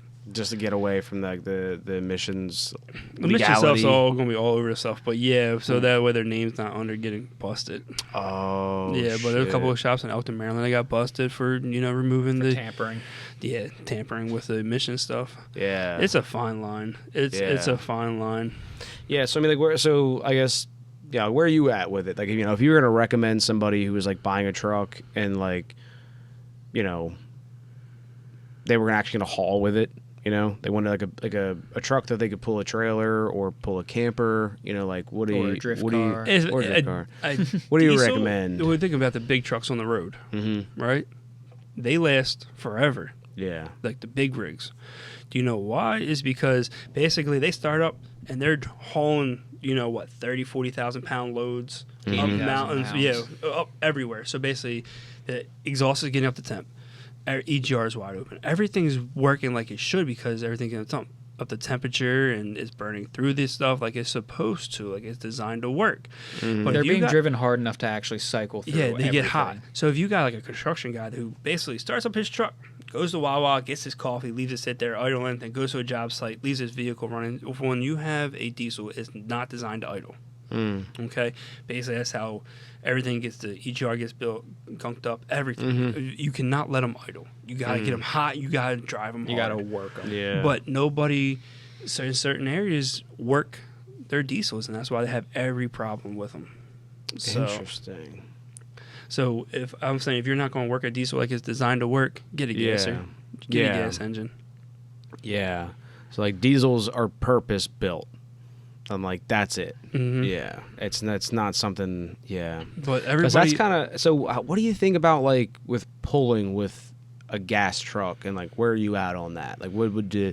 If it was up, it's up to you to like go out and buy a gas truck that you're gonna have to like haul with. Like, well, don't get something with a 4L60. I like a. I mean, there's the Chevy 6.0 has always been a solid. Let me get that whiskey. 6.0, yeah. From Chevy, they always been a solid. You know, every manufacturer has their defaults, and their issues, and everybody's like, oh, this one's better than this one. This one's better than that one.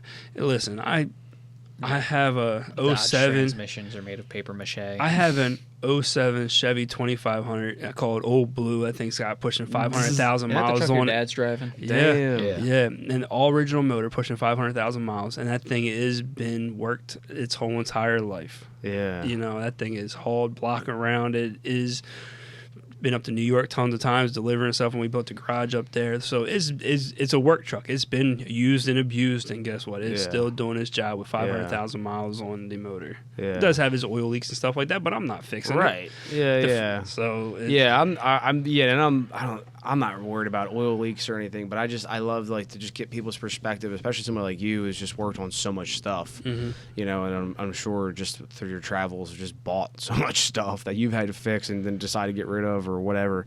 So I'm always interested in like what people think, because I think that there's always such a big debate, you know, on like whether or not like it's just like diesels are like made to pull and like you should just go diesel, or like diesels gas are trucks aren't going to do it. Diesels are designed to pull. That's what they're designed. They're for towing. You know, they're torque. My guess for your use case specifically, if you got a truck for hauling, you'd also probably be using it as a vehicle. Like it wouldn't just sit and only be pulled out for pulling and towing. Pretty much. It would? Yeah. I mean, unless I bought like something that was like super duper sick, you know, and like I was just like I just couldn't stand not driving it. But if it was something where like, you know, it's like a big truck. If you're only using it for club loose. Yeah. I mean, pretty much. That point, I mean, like because you like to are me, only pulling with it. You would only be working it. Yeah, to me, like it would be like okay, like taking like a long trip with the dogs. Yes, I'll use, because like the truck, I would have to be a crew cab for me, just personally. Like now that we've like swung it back to me. But yeah, I would want it to be crew cab, and I want it like to have like the space. I'm not like, I don't care about the bed size necessarily, but like, yeah. So like if the dogs could fit in it, and it was something where I had to like take them really far, you know, like if we're just going right up the street to Hibernia or something, you know, it's like I'm just gonna put them in the Frontier. But you look at like Nissan, they got rid of their door mat, or not their door mat, their Cummins motor. They got rid of that. Okay, they stopped making them, the Nissan Titan diesels. Well, why? Because they have nothing but problems with them. Yeah. So everybody wants to get into the game of it. So what you gotta do is find who hasn't changed anything for a reason. Yeah. A lot of people haven't changed stuff for a reason. Does Ram still have the Eco Diesel? Mm-hmm. So yeah, what do you think about the 1500s with the, was it a V6 diesel? V6, yeah, they suck. They suck. Is that a Cummins, or is that like a different brand? Because I remember if you go way back in time to the Jeep Liberty, there was a 2.7 liter inline-4 diesel Jeep Liberty, and that was made by like a Vitale Motorai or something. Yeah, company. That's right. I forgot about that. I did a couple. That's so sick. So those eco diesels have a problem with their spun bearings. Whoa. So I done a couple in a Ram 1500s, and I did a couple in Jeeps. But just for an example, how many miles? Anywhere from 70,000 to 120,000. Oh my god, dude. Their oil, like I want to say oil consumption, but their EGR is a real big issue on them.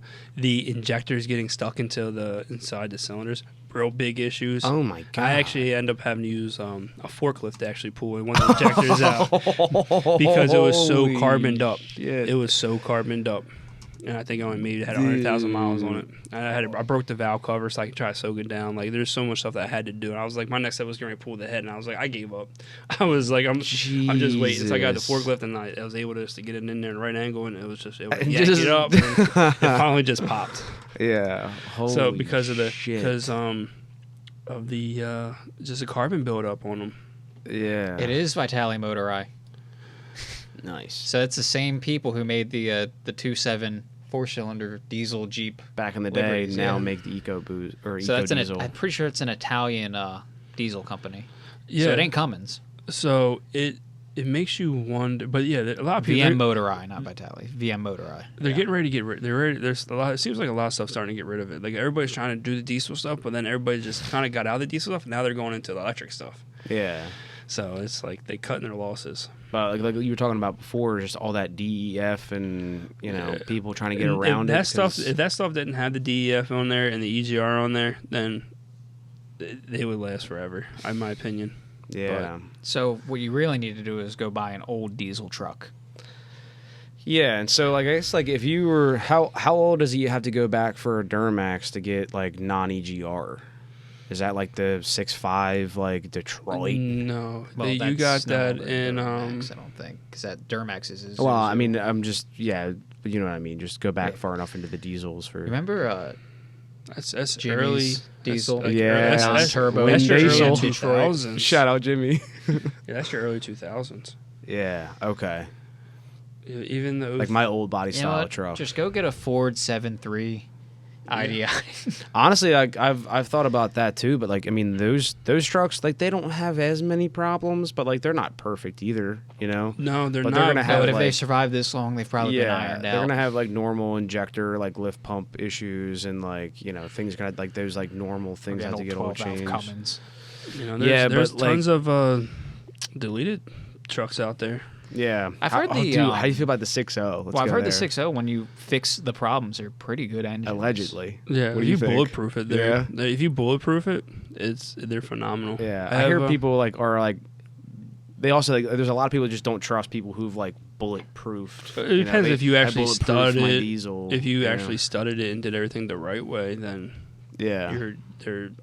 they last. Yeah, so they have EGR issues as well, from what I remember, and that was like one of the biggest causes of their failure. Does anything not have an EGR issue? EGRs are bad. Okay. Okay. And that's the thing. Everybody has like an EGR, like in gas.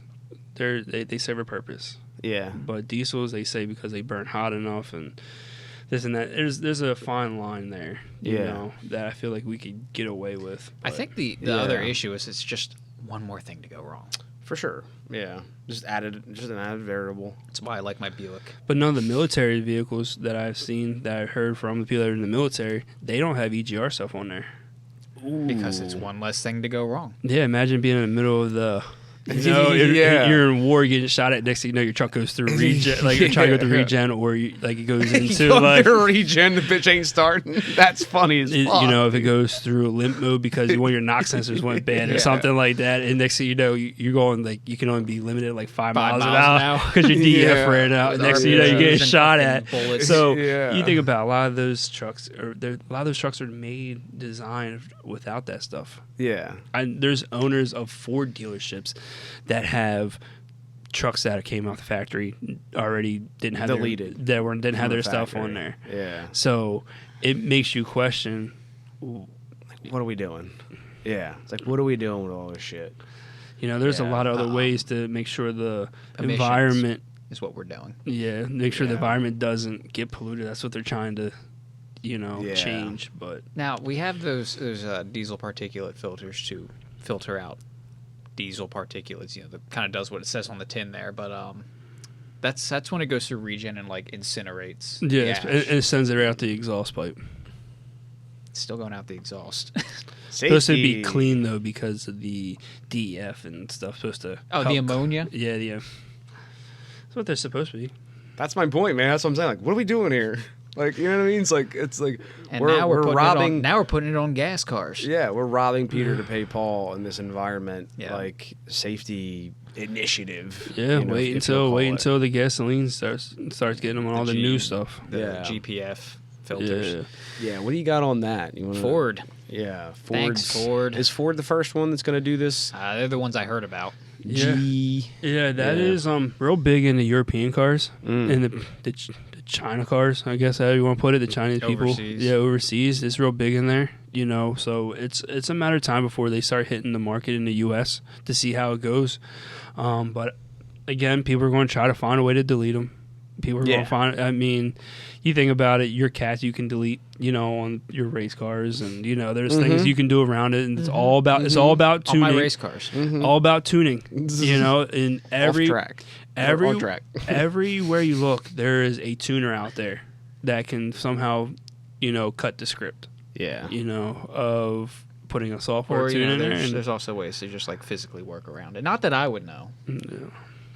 Well, that's funny. But did you hear about so Cobb had made some changes in their software where they were able to like delete a lot of the stuff off of like Ford's, like, shutting down like, I don't know if it was like O2 sensors or something else, and like allowing it to do like big burble tunes and like the backfires and stuff. Turning off check engine lights, like the Cobb tuning was like big, and now they've locked all that down, and like it went from like, hey, like you can buy like a stage 2 thing, and then they're like because what stage 2 was, it's basically all legal now. So like when you buy stage 2, they're like, it's an intake, and like that's it. Like there's nothing you can do. Like when you plug in with the software on a stage 2. Yeah. Nothing. Cobb got hit hard. They got hit hard. I remember Fast and Westchester used to do a lot of their tuning and stuff like that with Cobb and stuff like that, and they got hit. Yeah. I'm not sure they got in trouble, but I know Cobb just got real wild and stuff. But it's funny because a lot of these police people that be selling this stuff, you can buy stuff all over the internet, but the issue is trying to figure out how to do it yourself. You can buy stuff on the internet, but to tune the software, you got to find someone that's willing to help you out, because sometimes that stuff locks you out. Yeah. So what you got to do now is just go standalone. Hell yeah. Apex Super AFC, baby. Yeah, I know. I wonder if like for some of those guys, if that will go back, because like now with all these like Link ECUs and the Cobb tunes and like the Haltech systems and like whatever else, it's like at some point all that stuff's gonna have to get like regulated because it's so big, where it's like just like Cobb got hit because like Cobb was just so big though, which just made sense, but like all those other companies, doesn't it feel like it's also those a walls warning could to the other companies, right? The walls could be closing in a little bit, so like you get like can you find an Apex Super AFC on eBay? They're only on eBay, dude. I think. What's on Apex's website anymore? Not that they don't make them anymore. Oh, hang on, where's their electronics? Just saw. You know what? Screw this. Just look up. Oh, okay. What was it? Oh fuck, Power FC. In stock. Look it. I want to see what it looks like. Because I don't know if it's exactly... Yeah, see, that doesn't have the handheld. So this is technically not a standalone. This is kind of like a shittier version of a Link. Oh, look, SR20. Hey, you wouldn't... Not compatible. No. But this SR20 it is. Go to eBay. I just want to see one again. It just brings me so much joy. Super AFC.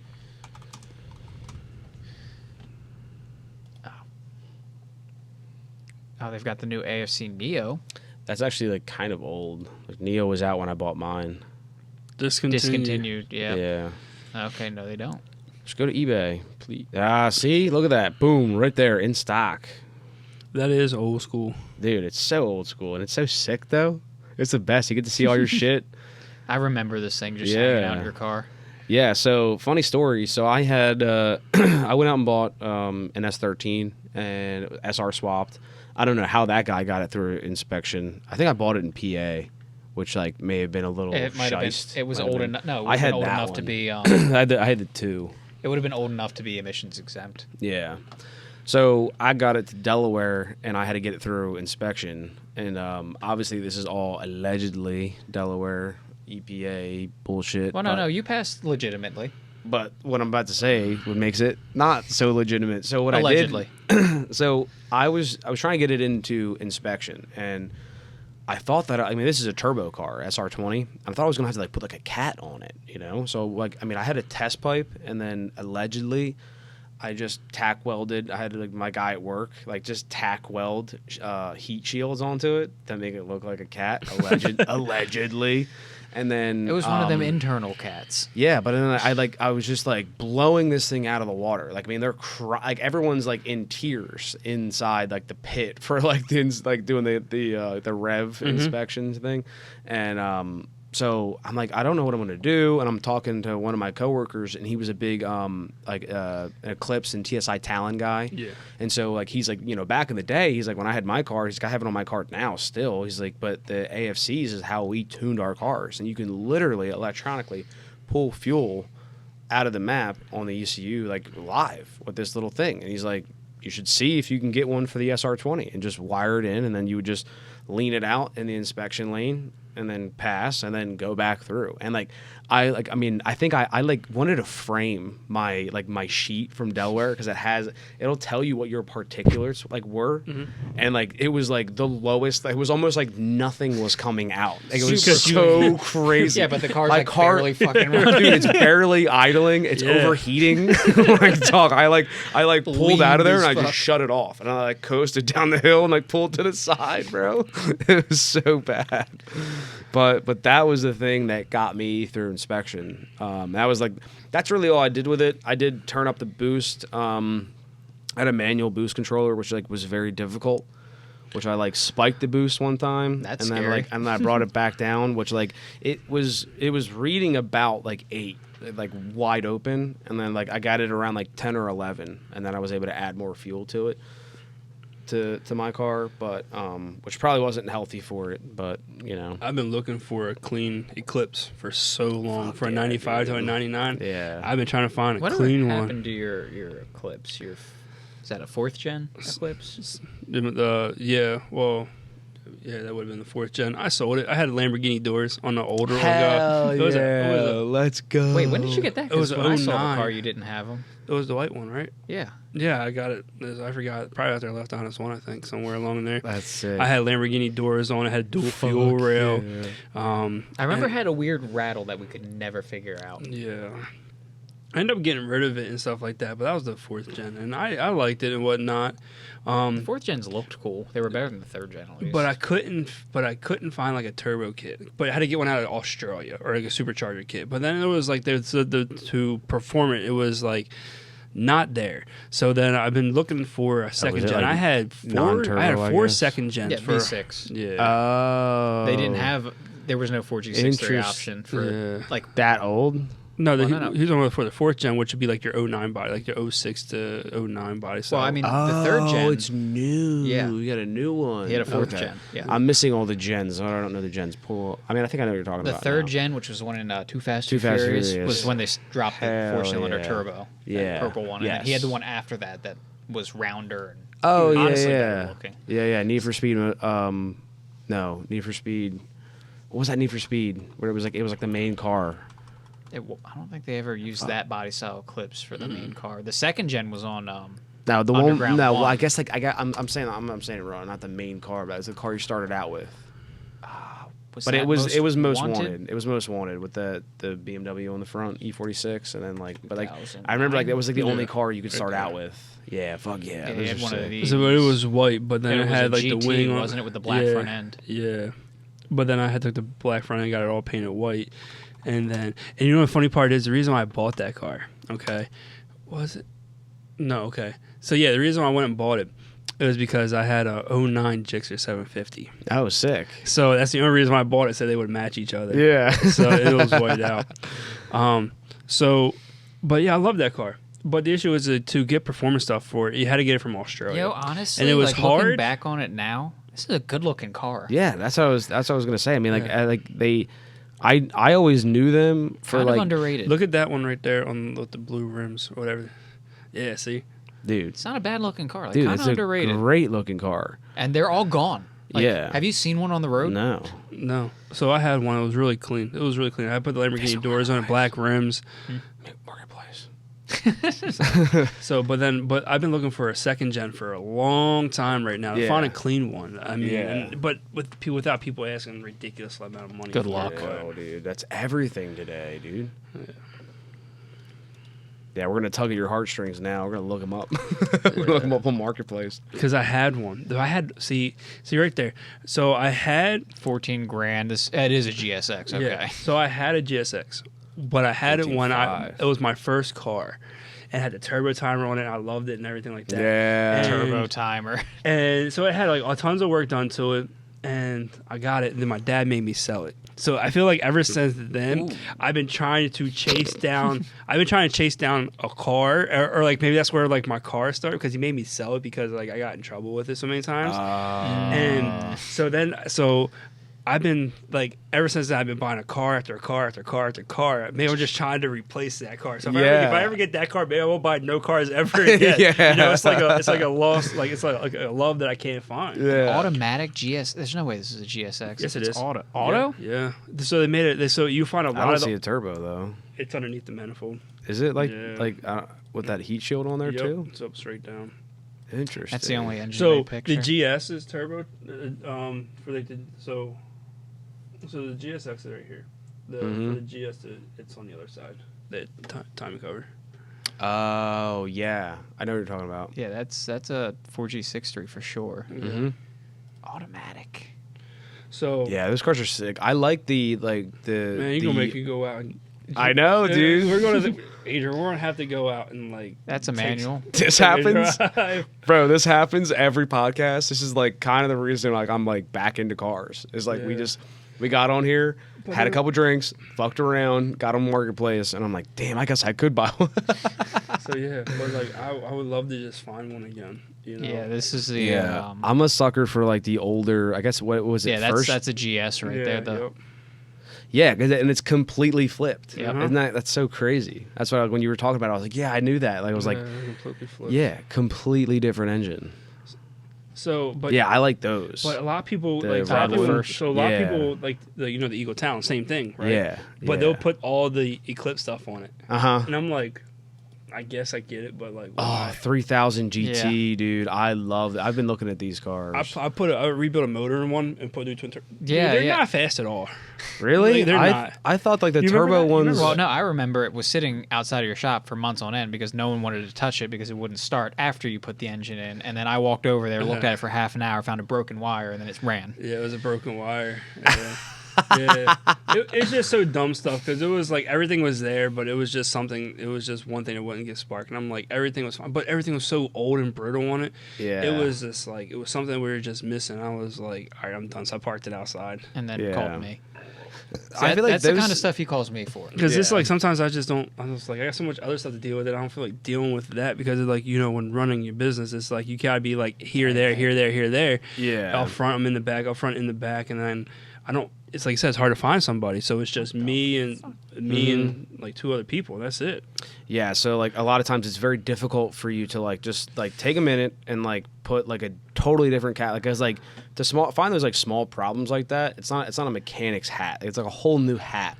Yeah. You have to put on to like think outside the box. This generation, really though, look at these cars. The Talon was definitely the one to get. Yeah, dude. This I love generation. them. Just like for the injectors with my CRV, like you know what I mean. Like, it's just like sometimes just like you just don't think about it. And you just gotta, you really sure gotta, you don't want this, Wes? Positive. It's a TSI Talon. Yeah, I know what they are. It's $9,500. I know, but I love like the dash, like so just being wonky. sideways. Interior and stuff like that, yeah. Bro, it's so sick. It's very unique and like I don't know. I love those DSM. cars. Yeah. Yeah, turbo sits right there. Yeah, those cars were always like so sick. And my coworker who got me onto the AFCs, H-beam, he had one of those. I think he still does. But like it was black, and I think the way he had his was that he had an LSD transmission, and then I know that his rear diff was welded, and I think he had something else going on with the transfer case. But like he had it like all set up like crazy, and like that car itself was pretty fast. I'll tell you right now, if I ever get another chance to get another like 95, the second gen Eclipse, more like a 99, 98, 99 is what I probably want. I'll probably lose my house because I'll put all my money, the extra money that I have into it, just build it up. We'll be able to make my mortgage payment. It's like something like I just want to dump. I would just dump everything I had into it, just making it what I wanted because it's something that like I had when I was a kid. Like my first car was one of those, and then I had to get rid of it. And ever since then, I was like, life's never been the same. Yeah. It feels like life's never been the same. It's like I've been chasing that car down for Well, you've been chasing that feeling. That's crazy, man. Worked. You should get that car, and like maybe you'll have to like maybe you pull the front axles and you start drifting it. Yeah. So there was a chance that I could have bought a 93 RX-7 from a gentleman, whatever, but it needed the motor rebuilt when I was at AAA, and he wanted. I think he was going to get it rid of it for like $15,000, which was a really good price. Crazy. That's $45,000 for that car. That's cheap for a right-hand drive manual Supra. Yeah, that ain't bad. And them seats look like they ain't been non-turbo though. Them seats ain't even been farted in, cuz. Like, god damn. Only downside is it's non-turbo. Then they definitely ain't been farted in. I don't know. That looks like it's been farted in. Nah, it looks good to me, dude. You haven't looked at enough shitty cars. No, you have. You are the guy. No, you would know. That's been pissed in. You're right there, and it's been shitted in. Nah, those seats are fun though. That's cool. It's cool looking little pattern. 90s Japanese, like they're so fun. Bro, the S13 that was sitting next to us in the pits yesterday. The convertible? No, the hatch Oh, that was yeah, sitting yeah. there. Did you see the seats in those? I did not. They look like the old like Volkswagen seats that like had like they had like fun like little like sprinkles almost to them. You know what I'm talking about? Yeah, like yeah. there's like fun seats. Like I Bro. miss when like Volkswagen was kind of starting a trend where they brought back fun seats. You know? Yeah, plaid. Yeah, Plaid plaid seats and and all that. shit. Like we should bring back like just normal cars should have fun seats. That reminds me of a kid that went to ATC. I guess it was I want to say his dad's car, but he drove it. It was a red one, and he thought he was like the baddest thing in the world. Yeah, but after going Adrian's gonna drift this. after going to Club Loose, and I was watching videos of Drift Appalachian. Someone had a Fox body. Yeah, I'm like, fuck. I would totally drift a Fox body. Yeah. Oh, it's automatic. It is, but still, like. But No, dude, wait, hang on. Those Fox bodies. That's not automatic. Hey, so I'm sure in the details he's working on a swap that he hasn't been able to put together yet.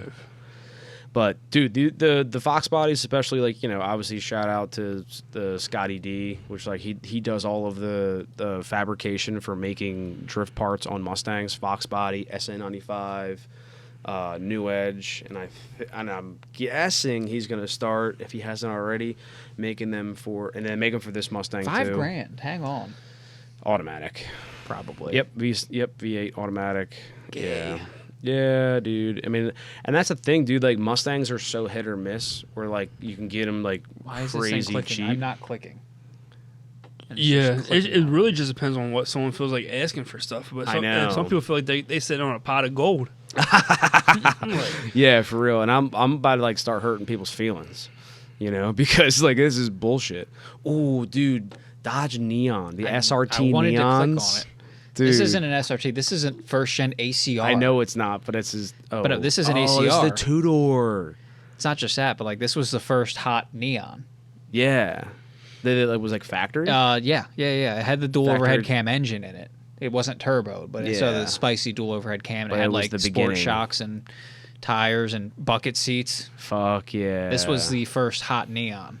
You ever This ridden thing's in one of fucking those things? sick. Wes? No. Dude. Like, I mean, it's like you're gonna get in. You're like, this is a piece of shit. Well, it's a And neon. then- no and matter then- what, it is a neon. Yeah, and then you're gonna get out, and you're like, dude, I'm buying one.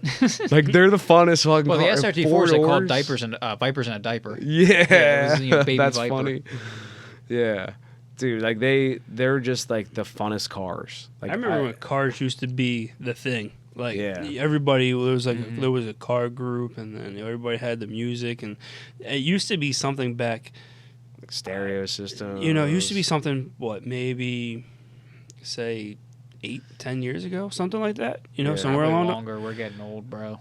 I'm thinking like, well, 10 years ago I was 24, so it was probably right around that. Maybe 10, 12 years ago, something in that nature. Mhm. But that was what it used to be, and then now it's just nothing. Now it's takeovers. Yeah. Now it's Yeah. everybody wanting to ride a train or a bus or hop in a smart car trying to Now it's now not. it's takeovers.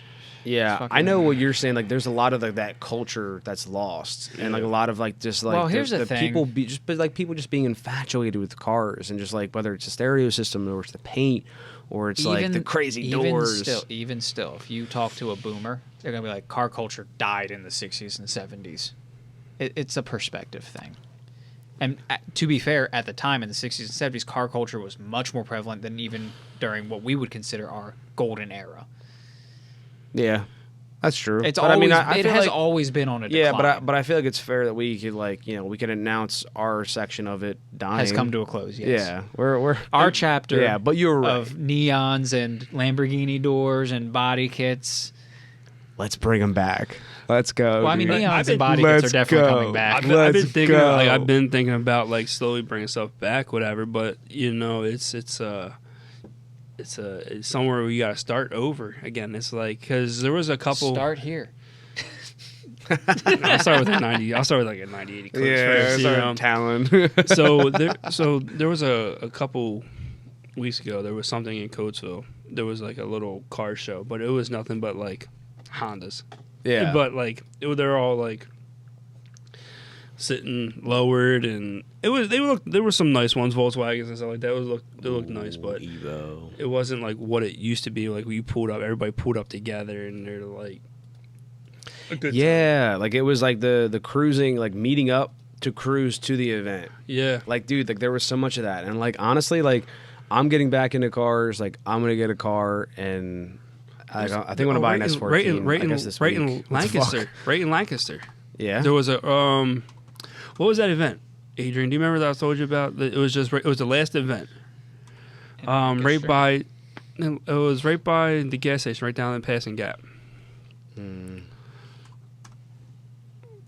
idea.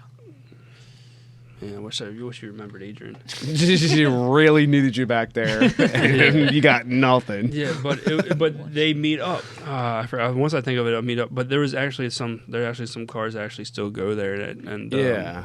nice. And I feel like Adrian like has like a good friend group that like as far as like a car group, you know, like obviously like their group's very niche. They're like old cars. Yeah, very old cars that just. Which like I think that's cool too. You know, that's well, actually like, totally the car cool, club I'm like, in. Their niche by the way. is. Shout out to the Outrunners. Outrunners. But no, their only requirement is your car needs to be older than 1999. We have a lot of old cars in there, but that's the only real requirement. Oh well, that's sick. Well, I got a '99 Honda Accord. let's 5-speed. Bro, remember when you gave me that car because you were trying to like figure something out with it, and I drove out, to meet up with a couple of them, and like I had 4 people trying to buy it off of me. Bro, I love those old Accords. Yeah, I have it. It's a '99 Honda Accord. I had that thing probably now, well over 10 years. Yeah. And in fact, I think I texted him like, just to clarify, you're not selling this car, right? And you're like, no, absolutely not. No, I wasn't selling it. Yeah. Can you I pull those back? Like this new tab, just pull those up because like there's a couple years for the Accord where it changed, but like, bro, there was that one year that was just hitting. It's the one that you like too, the 4-door. It almost looks better as a 4-door. No, you're talking about like newer generation? No, old. Like 98, I feel like, Son where of it's... I just want the Wikipedia page where it has all the generations. Yeah. First, second, third, fourth. Oh yeah, this is it. That. This generation. Yeah. Yeah, and then they had These the were 2-piece sick. taillights and the single-piece taillights. Yeah, like those were sick. I think it was dude. the pre-facelift. Yeah, it was single-piece. And like those, like the H series dropped right in like the Preludes. Like you could make those fast. Yeah, that was the '95. I got the '99. I got the body style right after. Yeah, let me see that one. I think that one's the one that's a little bit flatter, like a little bit wider of a car. Too far. See, that's this one right here, 6. This is what Wes has. Yeah. And we've got the European version, but those the same thing. So what comes in those? The V6, F23 and J30 or J32. But yeah. But still, like those are sick. And then, bro, like I mean, honestly, Holly and I almost bought. There it is. There's Wes's car, but silver. Hell yeah. But it's just the plain base. Listen. And they just work. It does. Yeah. Well, I mean, you've been having some issues I think I need lately. injectors for that. No fucking way. Honestly, that's kind of where we're at. Oh my fucking Because god. it would randomly just develop. It would just like, it'd be driving and it'd be like pop, pop, pop. But it like doesn't like, compression's good, spark's good, everything's good on it. I think it just needs a fuel injectors. But Jesus I mean, Christ. original fuel injectors on like $250,000. Where are you buying gas? Like what the fuck? Get a new gas station. The issue is I got so many different cars. I drive different cars every day. So like one might sit for like a month and then I might drive it for like a period of time. Honestly, that might be your problem. That could be it. Yeah. Just random. bad fuel, just destroying injectors. Fuck, dude. Yeah, that's funny as shit, though. You have another car that needs injectors. You gotta put it's so injectors in there. funny. We gotta find out if that fixes it. Because if it does, I'm just gonna lose my shit. Yeah, bro. And I lost track of how many cars you had. This is the. I mean, who knows? This is another car that you have. This is crazy, bro. The truck, the Accord, the Acura, 2 CRVs now. Yeah, the Yukon, The Yukon, the Prelude. the Prelude, So I guess 2 trucks. Other door the max. Duramax. Yeah. The Subaru, What Subaru? the one sitting on the side of the shop. That's yours now? Yeah. Okay. But it's been mine. That's the one that needs a motor. Remember? I pulled it out. Cause remember I blew the head gaskets? Bro, every time I come by, you're like, okay, this car needs an editor. I'm just like, all right. Yeah. So there's a lot. I The kinda- Ranger- is the Ranger yours? Yeah.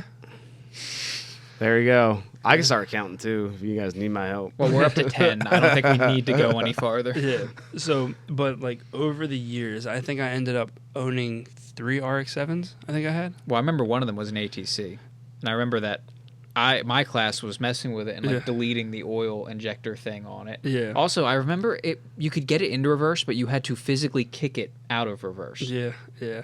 And I don't know why. So then I had another one. Remember, we swapped everything over and on us one into the other one, to the gray one. Yeah, and you also had that same transmission that you could put in reverse, but I had to, I shit you not, climb into the back trunk area and kick the thing out of reverse. I mean, I don't see the problem with that. It worked. It would just reverse, and then it would not fucking come out. Interesting. Yeah, so there was that. I had a couple second gen Eclipses. I had a 4th gen Eclipse. I did have a 3rd gen, but that just got rid of that quick. I didn't like the way it looked. And then you had the 4th gen. Yeah, that had a lot of CRVs. A couple Trailblazers. Yeah, yep. Yeah, speaking of which, like one that we had mentioned on the podcast that I Adrian told had taken and got a little sketchy. You borrow it to tow that Volvo coupe. Oh yeah, it worked though. Yeah, it did. Yeah. It also plowed me through a stop sign. That's not my fault. He didn't slow down fast enough. I was doing like 15. Should have did 10. That's what he said. That's what he said. But it worked though. He needed something at that point in time. It was perfect. He needed something at that point in time, and that's what I had. They're like right then ready. That's what I had. Also, but the one thing I still don't understand, this isn't the car, by the way, it was your fucking car dolly. Why did it have a second pivot point? Oh, I don't know. It pivoted. Oh, did it snake? Like, when you didn't have a car, it had the single pivot point where it hooked up to the hitch. So backing up is fine. You turn this way and it goes that way. And I can understand that. When you put the car on it, a second pivot point engages, and now nothing works right when you back up. Whoa. Yeah, it was like right where the wheels set. So like if you went to go turn, this would go this way, but then the other pivot point would go that way, and you just. I'm like, which way is the fucking trailer going? It's a fun time. There's so many times I think I had to back that trailer and that car into my parents' driveway. Yeah, there's times where I had to. Adrian called like, "Yo, Wes, I need your help, like ASAP." Like, there's been a lot of them times. Yeah, we have a deal worked out. Wes calls me, and I help him with weird shit, and he puts up with my procrastination and stores all of my extra cars. Yeah, or something happens, like, "Oh, Wes, we got a situation that I need you to come pick me up. My car broke down." Yeah, I got you. Yeah. No, you guys have had like almost like this like perfect balance of like friendship and also like work relation, just like work relation, and also just like barter friendship and like like asking for favors, and like it's just always this thing where you guys are like I don't know, it's just like this. It works out. You guys like are like kind of like using each other. Well, I need to store my car at your house. I'm like, cool, go ahead. And they're like, well, I need it for a minute. Then I'll bring it back. And then you dropped it off, and it was there for like 6 months, a year. I was like, all right. No, I dropped the Buick off at his house. We were gonna rip the heads off, get them worked on, and then we were both just never had time. It was always working at the shop or doing something else. And then Trog shows up, and I'm like, I want to drive my car to Trog. So we go to Wes's house. We nurse this thing back to life because it was sitting for like 6 to 8 months. Yeah. Get it running. I take it home. I get the wipers fixed because there's supposed to be a hurricane. And then I drive it down to Trog, drive back. It sits at my house for like a month or two, and then goes back to Wes's and sits for like another year. Then we pull the heads off, and then we get them out there, get to the machine shop, and then we get them back, and we put it together. And then the thing is, though, like I had stuff to do. So, but Adrian finally off somewhere to get something to run. When it comes to the Buick, so like I'm like Adrian's like, I gotta get it running. So we put the heads on, we get everything there. I think we needed a couple of different pieces. So he comes back like a couple weeks, like a week later. Like a week later, I was not trying to waste any time. And then like we missed it. Like a head bolt just disappeared. We don't know. I took a picture of like all the parts laid out, and when I go to the picture and count it, it's missing from the picture from the day of disassembly. Oh my god! I'm like, where the fuck did this head bolt go? So I had to buy a new one or old one. Luckily, these aren't torque to yield. Yeah. So we got a head bolt. So we got it back together, and then it ran. It started up and run. So then his distributor automatically just shit out of nowhere. And then he was like, I think I got the old one in the back of the thing with points and everything like that. I'm like, Adrian, I got to take the kids out to dinner. I got done told him. He was like, you don't mind if I stay here and work? It's like, go ahead, do what you got to do. I come back, and I think he got it running, or he was getting ready to get it running after dinner or whatever, after I came back, and I helped him, whatever. Next thing you know, it fired right up. And it was like, But we're thinking we had a fuel issue. Well, we were fighting fuel issues before that for so long, just trying to get fuel from the back of the car to the front. We didn't know it at the time, but I'm pretty sure that fuel line that broke at the body shop was leaking and just sucking in air instead of fuel. So we got it running, and then next thing you know, it was you got it painted at the body shop. Yeah, it drove to the body shop. Yeah. It drove into the shop. It drove out of the shop. Yeah. Billy had no issues with it. I go to start it up to leave. I let it warm up, and then it just dies. We're like, Yeah, what the fuck? Yeah. And then here it was just a leaking fuel line. And Adrian, it's like starting to rain. Adrian's like in the trunk trying to fix everything. I'm like, Adrian, like we'll come back. I think we towed it to your shop. Yeah, we ended up just towing it to the shop and put it on the lift because he's trying to do everything on the ground. And I'm like, Adrian, why don't we just tow it like to the shop? Like, there's a lift. Yeah. Literally, we can put this thing on a lift. And he's like, no, we're going to do it. I'm like, Adrian, there's a lift, okay? And he was so adamant about getting it. Like, I'm gonna get this thing working. Yeah, I know. You just hadn't had it for so long. I know that feeling, dude. Like when you're Like Wes no, said, this is gonna work. This is fine. Like Wes said, at the beginning, I'm like procrastinating, just pushing off. But now, like, we got it back together. The engine's rebuilt. It's running. I know it runs. I'm like, I can see it. It's right there. Yeah. So yeah, now our next step is. So now I'm currently using it as an excuse to not work on the Fiero. Yeah, so now he needs rear shocks, and then I have all 4 shocks. So he needs 4 shocks, and then whatever else, the little things that's going to find out. And then the only way I'm going to be able to get him to work on the Fiero is when my buddy Art does the upholstery. I tell Art that he can't give it back until after the Fiero's done. So I'm going to text Art and be like, "Yo, it's cool. You got to keep it till the Fiero's done. So as soon as the Fiero's done, we can just say it's done." Yeah, the Buick will be collateral. That's the only way I'm going to be. Yeah. Because it's his Buick until you get there was times where like we would be so I'm like, all right, like let's get it done. We get there and be like, all right, Adrian, we got other stuff to do now. And Adrian's like, fuck it, I don't care. Like he's kind of happy. But there was one time I bring it like the Fiero into the shop, or I brought the Fiero into the shop, and then like we don't work on it. Like I started dropping the cradle, and like we don't work on it. Then we got the motor together. The motor's together. It's ready to be dropped back into the cradle. Well, this isn't my fault. If I remember correctly, about a month ago, hey, I'm thinking about closing down the shop for Memorial Day weekend. In case we need a day or two, we can work on the Fiero. Yeah, other stuff came. And then other stuff came. Not my fault. Not always my fault. Sometimes my fault. Yeah. Definitely. Yeah. Not always my fault. But no, I do want to get that thing back together. But, and we just talked about this today, and as bad as it sounds for me, I'm like, I'd rather get the shocks done on the Buick because right now on the highway, I don't know if you could see when we were going down to Club Loose, but like I hit a bump in the highway. The shocks don't dampen at the same rate anymore, and that's the biggest problem. So I go over the bump, come down, and this side swishes more, and then rebounds harder. So then the car's doing this instead of like just. Oh yeah. So and especially if you're going around a turn, the car's like. Over bumps, and I'm like, okay, it's getting worse. It's getting sketchy. I need to get these shocks done. Yeah. The only thing I noticed was that you were like essentially driving with your high beams on.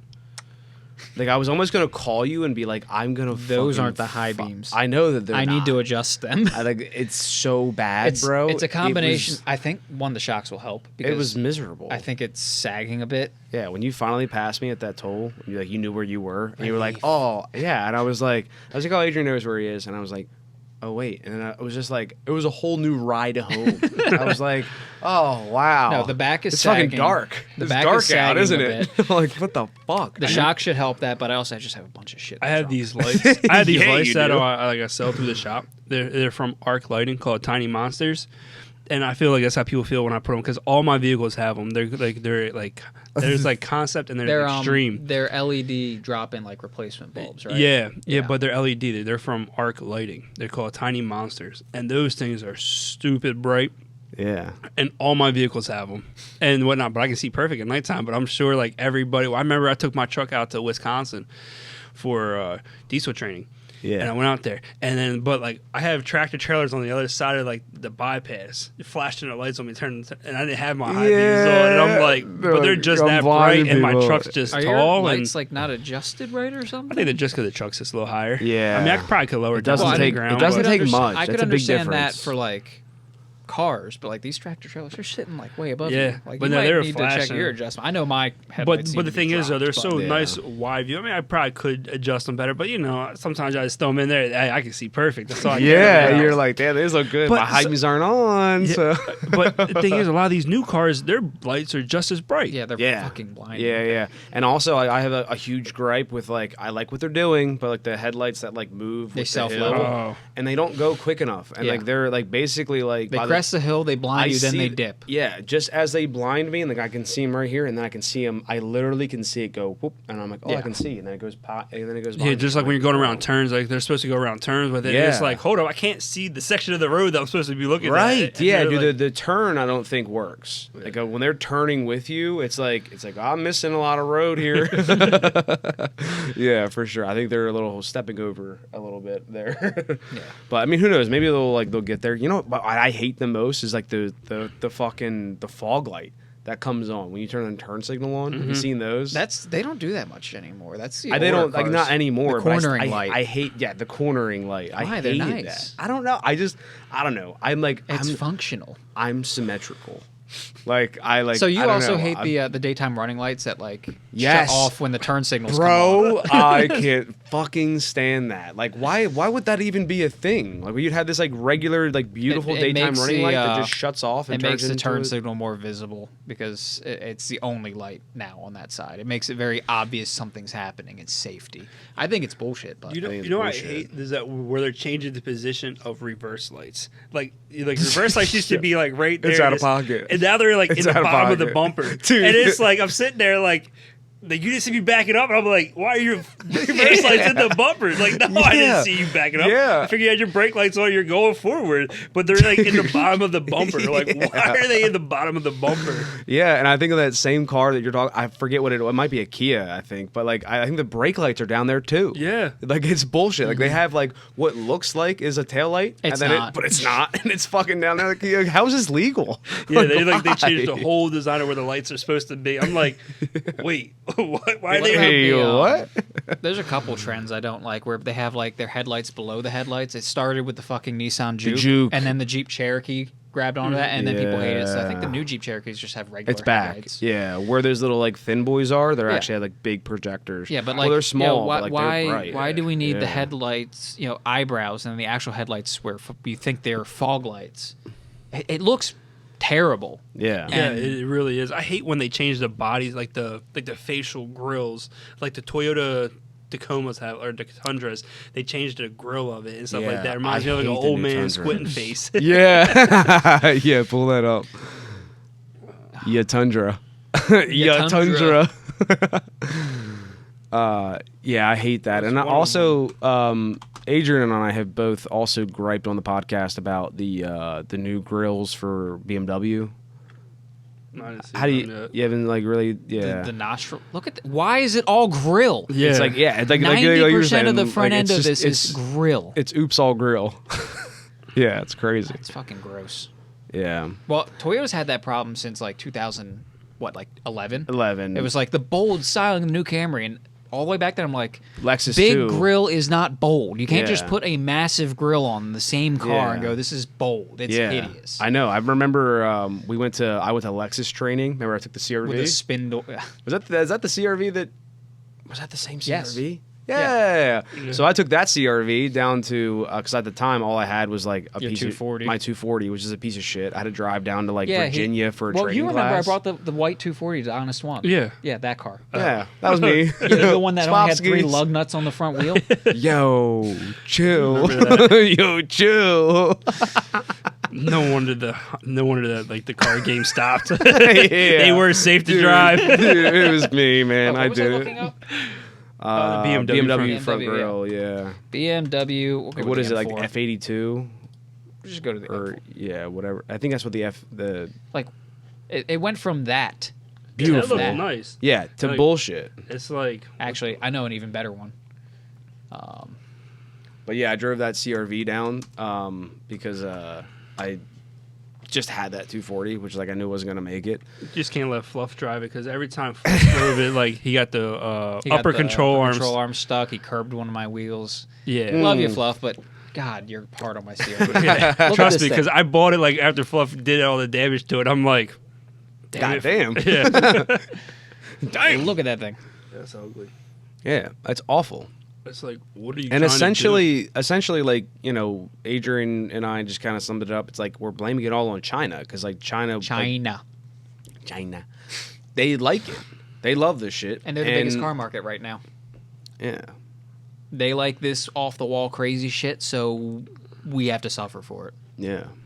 Oh yeah, let's accent it, make it real. Yeah, fun. It's like two big nostrils. Yeah. Yeah. It's like two big nostrils. It literally does. It looks like the nose like just cut off, and you just have Like, nostrils on your face. It's like bent in and fucking gross and squinty. I know, and they can't even like keep, none of like, these body lines line up. Like the headlight could have like formed into that grill to make it look like less shitty and like less like you know what I mean? Like if that headlight was just matching the top of that grill and then yeah, like this headlight towards the back of the hood. That's not even the headlight, but this headlight-esque thing doesn't line up with that trim piece. This doesn't point to anything. None of these body lines go anewhere. They don't resolve. It's fucking defying gross. everything we've ever known about designing design. a car. What cars started to come out with the zero W8? Oh yeah, we talked about that off the podcast. Yeah, Zero W8 is one of the biggest new things coming out right now, which makes no sense. It's like might as well just put some water in your car. Yeah. Yeah, so it's like call your machine shop friends, get some new honing tools. Toyota. The new Toyota Crown Limited requires 0W8. Yeah, so like it's gonna need an engine. So like we gotta start getting good at engines again. Like 0W8 oil or water. Curiosity video. oh, what dude? Pull so it up. that means somebody. 0W8 synthetic oil versus WD-40. So that means like there's gonna be a lot of problems. Dude, show me. I want to see. The Corollas do have their piston ring problems. Yeah. You Always. got low tension rings which don't scrape the oil off the walls, and then you've got water oil. Yeah, when I worked at Toyota, everybody talked shit on like the change to 520. Well, it's not even just that. It's Honda. And then I was in Lexus, it was 0W30. Honda and Toyota had constant ring issues as far back as like 2014. And do you know what happened? They switched to low tension rings. And the whole point behind that is less drag on the cylinders, so you got less, parasitic loss and more efficiency. Is it worth it when you got to replace all these fucking oil? Look how not thick that is. Oh my god, that looks like juice. It pours out just like water. Oh my god, dude. So I don't get it. Like I just really don't get it. I mean Oh, this is gonna be good. Oh my god, it's literally moving like water, dude. And that's thick oil. That's 020. It's already thin oil. Yeah, you can see it slosh. But yeah, it's 020.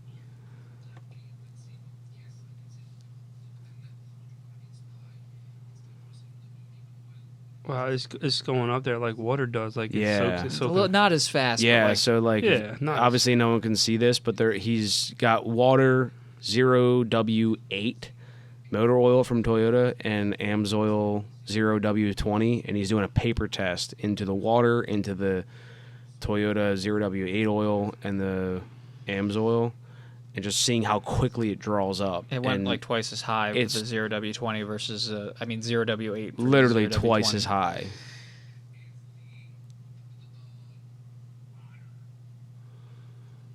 This is crazy. This is going to be problems. This is going to be problems. So this is so crazy because again, like we were talking about, like no one's checking their oil anymore. Yeah, no one does. So that. Let me ask you another question though. What is the percentage? Like, what does this translate to in like miles per gallon? Yeah, who's this fucking helping? Yeah, 1/10 of a mile per gallon. Yeah, if that. Yeah. Like, because there's less drag on the engine, now the engine itself is more efficient. Who gives a fuck? Like, it's not helping anyone. No, but, like, with the shop, like I said, what they go into the shop, people do come in, and I always, like, they'll come in, like, hey, can you please check my oil? And I do for them and stuff like that, but no one else checks it on themselves. Yeah, isn't that a crazy question to ask? It's like, oh, check my oil. Yeah, it's like, oh, are you not when you're getting gas? Or you're not when you're, like, dude. But no one does. We talked about this on the podcast before as well. The issue is, as you had mentioned earlier, like, 1,000 1 quart per 1,000 miles is acceptable. You know, that if you have less consumption than that, then they're not going to replace it. But these cars hold 5-6 quarts. Yeah. And have a 10,000 mile oil change interval. Like, you're going to be at -4 quarts if you don't ever check your oil and you're consuming, because you're allowed a quart to per 1,000 miles. Exactly, which is crazy. Like, you know, and they put these idiot lights on the car, like, oh, you're low on oil, but they don't come on until like you're like well below half. Your oil pressure light comes on when you have no pressure. That is like, shut the fucking engine down right now. And then so my thing is, if all the technology is in these cars, if you're a quart low on oil, and you should know that you're a quart low on oil somehow, somewhere along the line. Well, some of them have digital dipsticks. Yeah, where's that coming into play? On the European cars mainly, like Toyotas and Hondas, none of them start that. But yet. like, I guess like I don't think they tie into like any kind of warning. Exactly. So you could look at it and go like, oh, I guess it's a bar low, but I still have most of it in there. I think I'm good.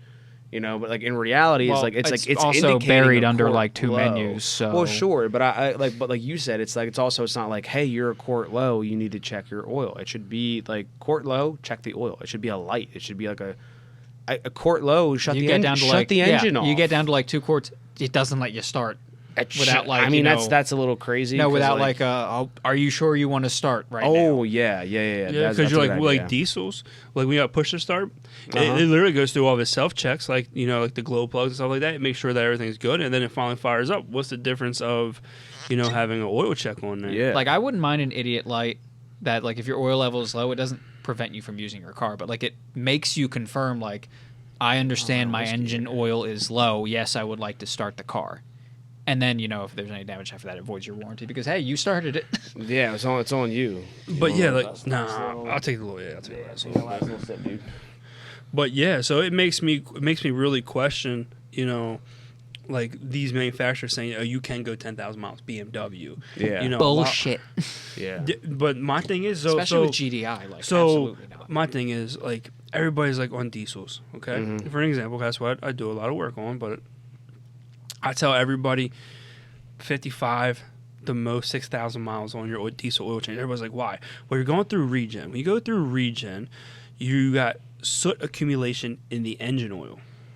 Okay, so basically that tells me that you're going through constant regens every 300 miles, and that oil's getting dirty. So I feel like you need to change it, but people are changing their diesel oils every 10, 15,000 miles. Damn. I don't see how that being a good thing. I've seen plenty of like diesel oil changes even before all that shit, and like it comes out smelling like diesel. Like diesel engines are dirty. Yeah. You should be changing the oil. And then that's what I said, but like people are just like, oh, they say they can go 15,000 miles on an oil change.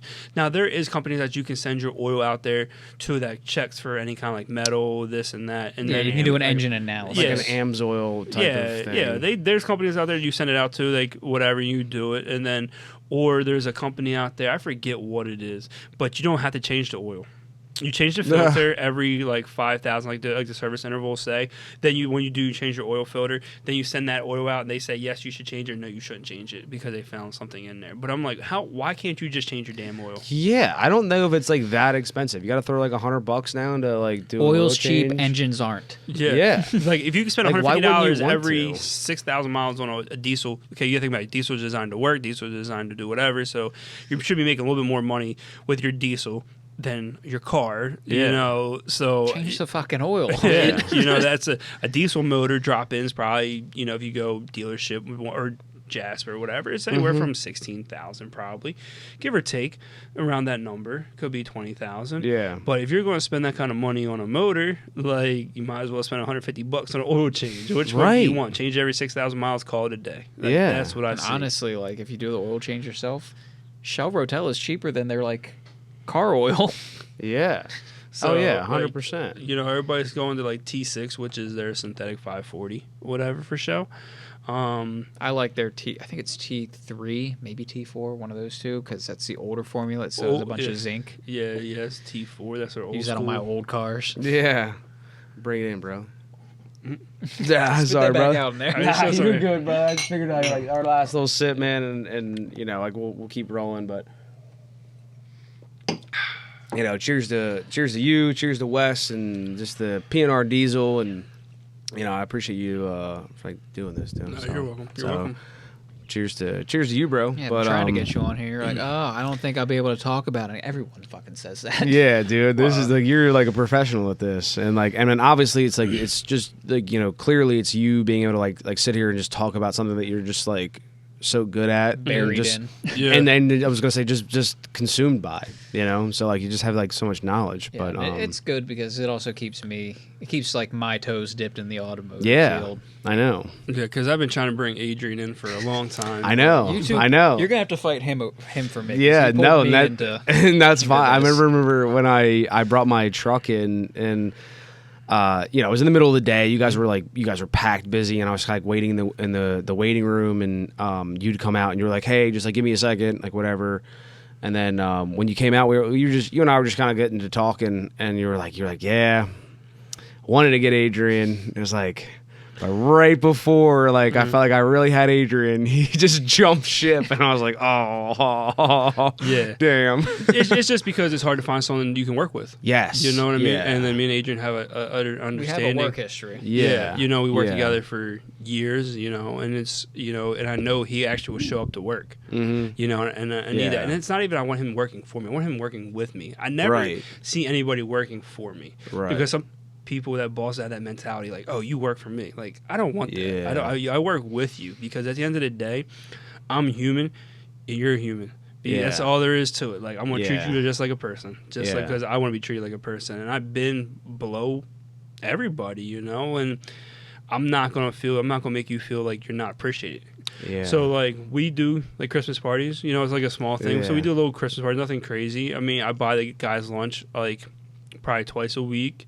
That's cool. That's nice, man. We get Ritas in the summertime. Yeah.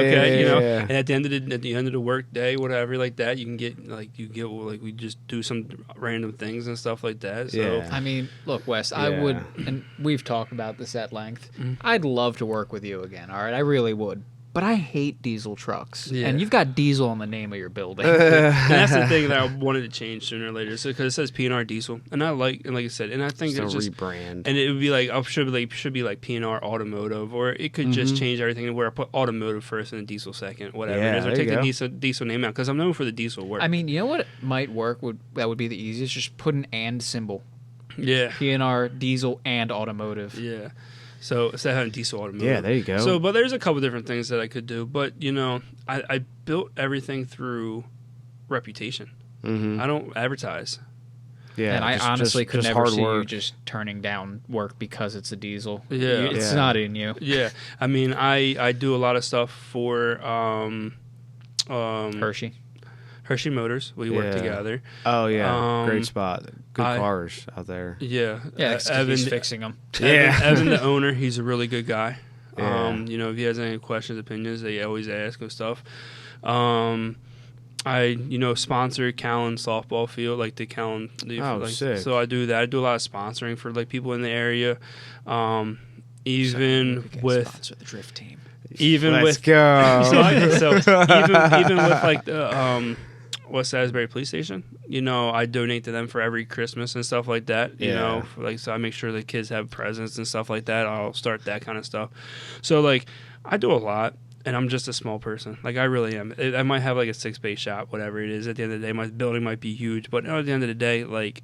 Yeah. I'm just a normal person. I don't live in a mansion. I don't live I live literally like right on Cedar and over. Like come by my house, you can see it. Like you see the cars on the yard. I'm just a normal average person. Like, with a used car lot in his front yard. So, but like, thanks to you. No, none of my cars are at his house right now. That's right now. Right now. But like, I'm always there to help somebody. Like I'm never looking into it to make $1 million. I've definitely been helped by Wes plenty of times. Yeah, for sure. And I've totally gotten that, like, just from like your personality, just the like way you carry yourself. Is it like, you clearly you're not in this like just like to like it's not a cutthroat thing for you, and that like you do it with the success of the company, and just making sure that people that that do work, as much as you hate to say it, like they work for you, like for your employees, you just try to make them their lives as good as they can be, you know, and you're worried about those guys, you know, and that's cool. And also just to bring this all back around again, because you were talking about, you know, having a difficult time trying to find guys, like just to like shout out P&R Diesel if you're in the area, like hit us up, like reach out, but like, and you're interested, because like there is something beautiful to like being involved in a shop that has like a small employee base, because like that it you know, as far as like being an employee, like there's not a whole lot of like, I hate to say competition, but like I worked in a shop that was like an independent shop. It was a good shop, but the guys that had worked there for the last like 15 years, and they knew what they were doing, and they're not going anywhere. Like it was going to be like 10, 15 years until like they either died or retired, you know? So like for me, I'm looking at it, I'm like, okay, what happens to me? Where's like, my upward mobility? You know? And that's a very, very, very difficult thing to overcome. So you find a shop that does really good work and that has like a really, really good reputation for itself. And they were also like, hey, look, you know, we have like 2 lead techs, and you know, we have an intermediate tech. We're looking for a shop guy. You know, we're looking for that guy who can just like do our oil changes and like, you know, slap pads on when we need to. That is a gigantic opportunity, because like there's a solidified spot for that guy to be like a tech, right? Like, yes. like very quickly, like within like the next 5 years. You know, that kid could help the growth of your company quicker than like, that. Honestly, I think probably Wes yeah. doesn't need just. I didn't want want to put the pressure Wes on needs, or like you know, crazy expectation. Wes but, needs someone that he can just point to a car and be like, start ripping that apart. yeah, and like so, like if there's a kid that's like even like punching below or above his weight class, you know, like you'd be like you said, like if you have that kid who came in and is just like has a work ethic, that's like it's such a huge opportunity. Yeah, like a lot of the heavy diagnostic shit you kind of handle yourself, or you call me in to help out. Yeah, you just need someone that's like, you can tell them like, okay, this is the part that failed, replace it. And then walk away, and then go put out the next. Yeah, one. or like start pulling it apart for me. Like I'll be over in like 30 minutes. I gotta handle some other shit. You know, you can have somebody who you can trust, who's like not gonna lose bolts, not gonna fuck anything up, not gonna snap something off. Yeah, and it can just like kind of start pulling parts for you, and then you can kind of come in and like start like directing. Like, you know, there's so much of those opportunities that Although I wish. You did get a receptionist, right? Yeah, so at least takes you away from having to run up front. Yeah, she's been good. She's been good. Yeah. It was hard to find one of those. Yeah. So we finally found one. She's 20. She does a really good job. She actually shows up every day. She's not a morning person though, but she even said it's like I'm not a morning person, but I'll be. Yeah. But you know, she shows up. Neither am I. Yeah. Right. She shows up.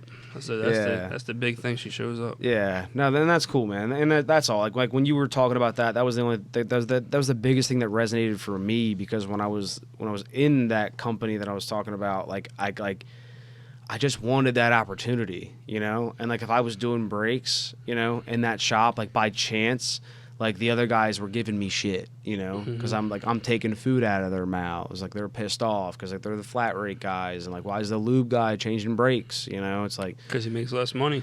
Yeah, well, yeah, but I mean, seriously, I mean, I begged for it. Yeah. I begged. Well, yeah, because it's also just like we've all been lube techs at some point. It's so monotonous. Yeah, and I just wanted that chance. Like, even if that was the only brake job I did, I just wanted to prove to everybody in the shop that I knew how to like do brakes. I can at least do fucking brakes. Yeah. Oh, were you at least like cutting them on the brake lathe? Nah, just pads, rotors, replace it all. That was my favorite thing. It was so satisfying to set up that brake lathe and just.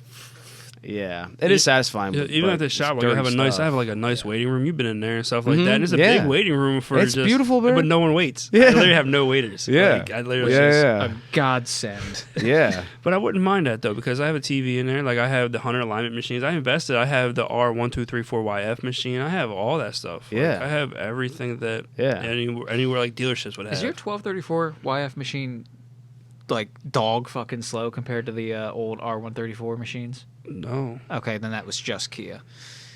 God, I hated that machine. The R1234YF machine is slow. I mean, just because it does check for pressure and make sure there's no leak. So it does put some in, take some out, put some in, take some out. Okay, no, that so sounds exactly it's a process. So it's a process, but I mean, it's not like I expect it to be like super fast. Well, but like I could do a whole like suck down and like refill like after replacing a thing with a old R134 machine in like half an hour. Yeah, it's just because with a 10-minute vacuum check. Yeah. And the YF 1234, whatever the 1234 YF machine would take like an hour and a half. Yeah, it's just because of how flammable the Freon is. I know, I hate it. Which why? Yeah, and the thing prone to crashing with a very hot engine and exhaust manifold and other flammable liquids running through it. Yeah, let's use flammable refrigerant. Seems What's fine. another But thing? Seems fine to me. Though, the thing is, though, nothing changed though. The only thing that changed was the evaporator. Was supposed to be like the Toyota has like the same compressor. Like everything's supposed to be like the same besides the evaporator. Evaporator cores weren't thick enough, I think, to hold it the pressure back. And that's about the only thing I think that really changed. Yeah. So like that's what I heard. I didn't really dig in too much into it because in all reality, like I could care less like what they use. But from what I gathered is that you can pretty much use the same stuff. Because they run a higher pressure, I think. Yeah, it does run higher pressure. You can pretty much use the same stuff, like the same compressor and like a Camry or whatever it is. It would just be that like the evaporator was just different because of it might the blow cores. open the old evaporator. Yeah, so you're supposed to be able to take that stuff and put the other stuff in it. So you know how they've got conversion kits from R12 to R134. Eventually, the conversion kit is going to suck. You need a fucking evaporator. Pull a you got to fucking pull the whole dash. dashboard out. Yeah, man. You have like, like not to, I know you're being modest, but like you do have like a full blown shop, that's like, it's high grade with all that stuff. And, and you guys They've got signs and everything. Yeah. You guys are operating with like, like the perfect amount of technicians, but just like adding some techs in, it's just going to just grow the business. And it would be cool, man, to see like that change. I'll let you like confirm or deny, but I think you're running a little lean right now. Yeah, well, isn't everybody though? Like, it's no, like it's just kind of how it is. It's just like the it's always realm of working on diesels and the amount of because we do like cab off, heads. Like I said, there's 2 trucks in his shop right now with the cabs lifted we do up timing chains. We do that. So basically, with only technically 3 techs, you got to think about 1 tech, 2 techs are designed to just be busy for them days with them big jobs. So you only leave 1 tech to do the other state inspections, the other stuff like that. Because I don't like pulling no one off those big jobs. And so when they're on that job, it's constantly that. But the other thing about like to do injectors, to do turbos, to do anything. Whole fucking engines. Yeah, constantly. Yeah. And we probably... So like bays just get tied up, like techs get tied up, like, shop gets clogged with and the like work's shit always everywhere. Yeah, and so you need like the constant stuff like moving while these big jobs are also just being going and chipped away. So yeah, dude, I hope that somebody's listening that can like that's looking for a job and that can be work. looking. And if I got anybody that I can think of, I'll pass them along, dude. Yeah, because we do big tires too. Some people don't want to do big tires. We do 19.5s. Like big. We do the 35, 37. I've done 24s. Wes, fuck. This is why I don't work for you. So yeah, I do tires that are 37. Those wheels weigh more than me. 13 and a half, 22s. Imagine just lifting them things up and just. Yeah, when I was working at Chrysler, first like automotive job I had, I was working at a Chrysler, Jeep, Dodge dealership. This Wrangler came in with like, I don't know, like 32s or 35s, like big old mud tires. And for shits and giggles, I don't know why we had a scale, but we did. It's like, let's weigh one of the tires and let's weigh me. I, fully dressed in like boots and all that, on the scale, 128. And then the tire, 135. Adrian's not even 128 now, probably. No, in my old age, I packed on a couple pounds. Like 128.5. I weigh 131. I've crossed the big 130. So in the last like 8 years, Adrian gained 3 pounds. Yeah, you fat ass. No, I was kidding. Look, I hit 30 and my metabolism just crashed through the ground, man. He gained You're 3 right, pounds. bro. Dude. I wish I could gain 3 pounds in 8 years. Dude, me too. Fuck, man. I mean, that shit's catching up to me. It's terrible. But yeah, so needless to say, the lead tech that I was working on was like, I'll handle this tire rotation. Yeah. I'm like, please. Like, I'm going to head out. He's like, I lift my own body weight. This It doesn't literally look weighs more than me. Yeah. Yeah, you would need like some kind of like forklift just to pick up everything. Just Well, a I little had forklift. to do some of those tires. Yeah. So like what I ended up doing was just drop the fucking car down to this and like heave the tire up and just kick the fucking thing onto the hub.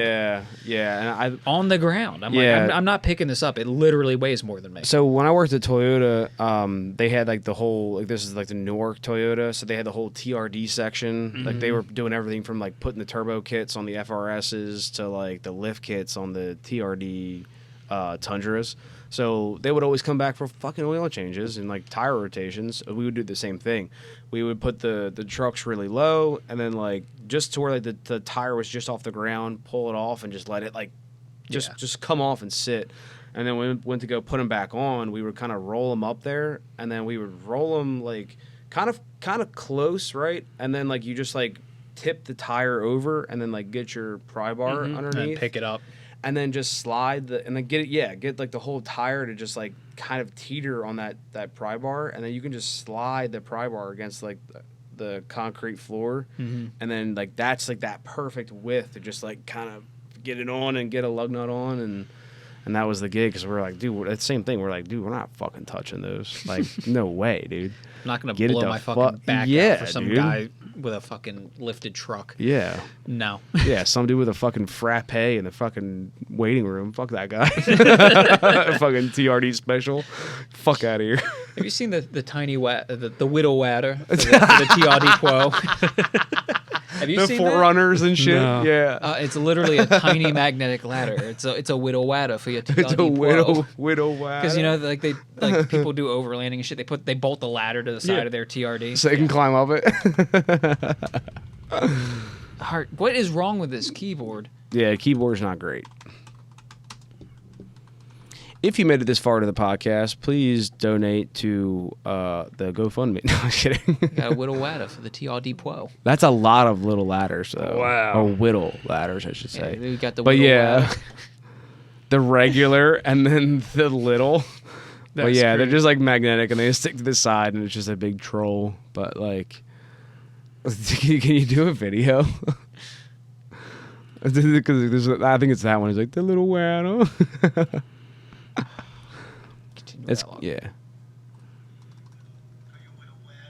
All the way up.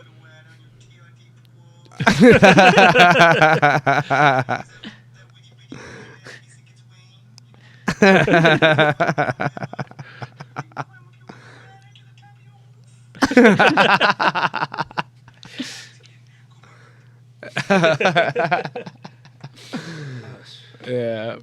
That's hilarious.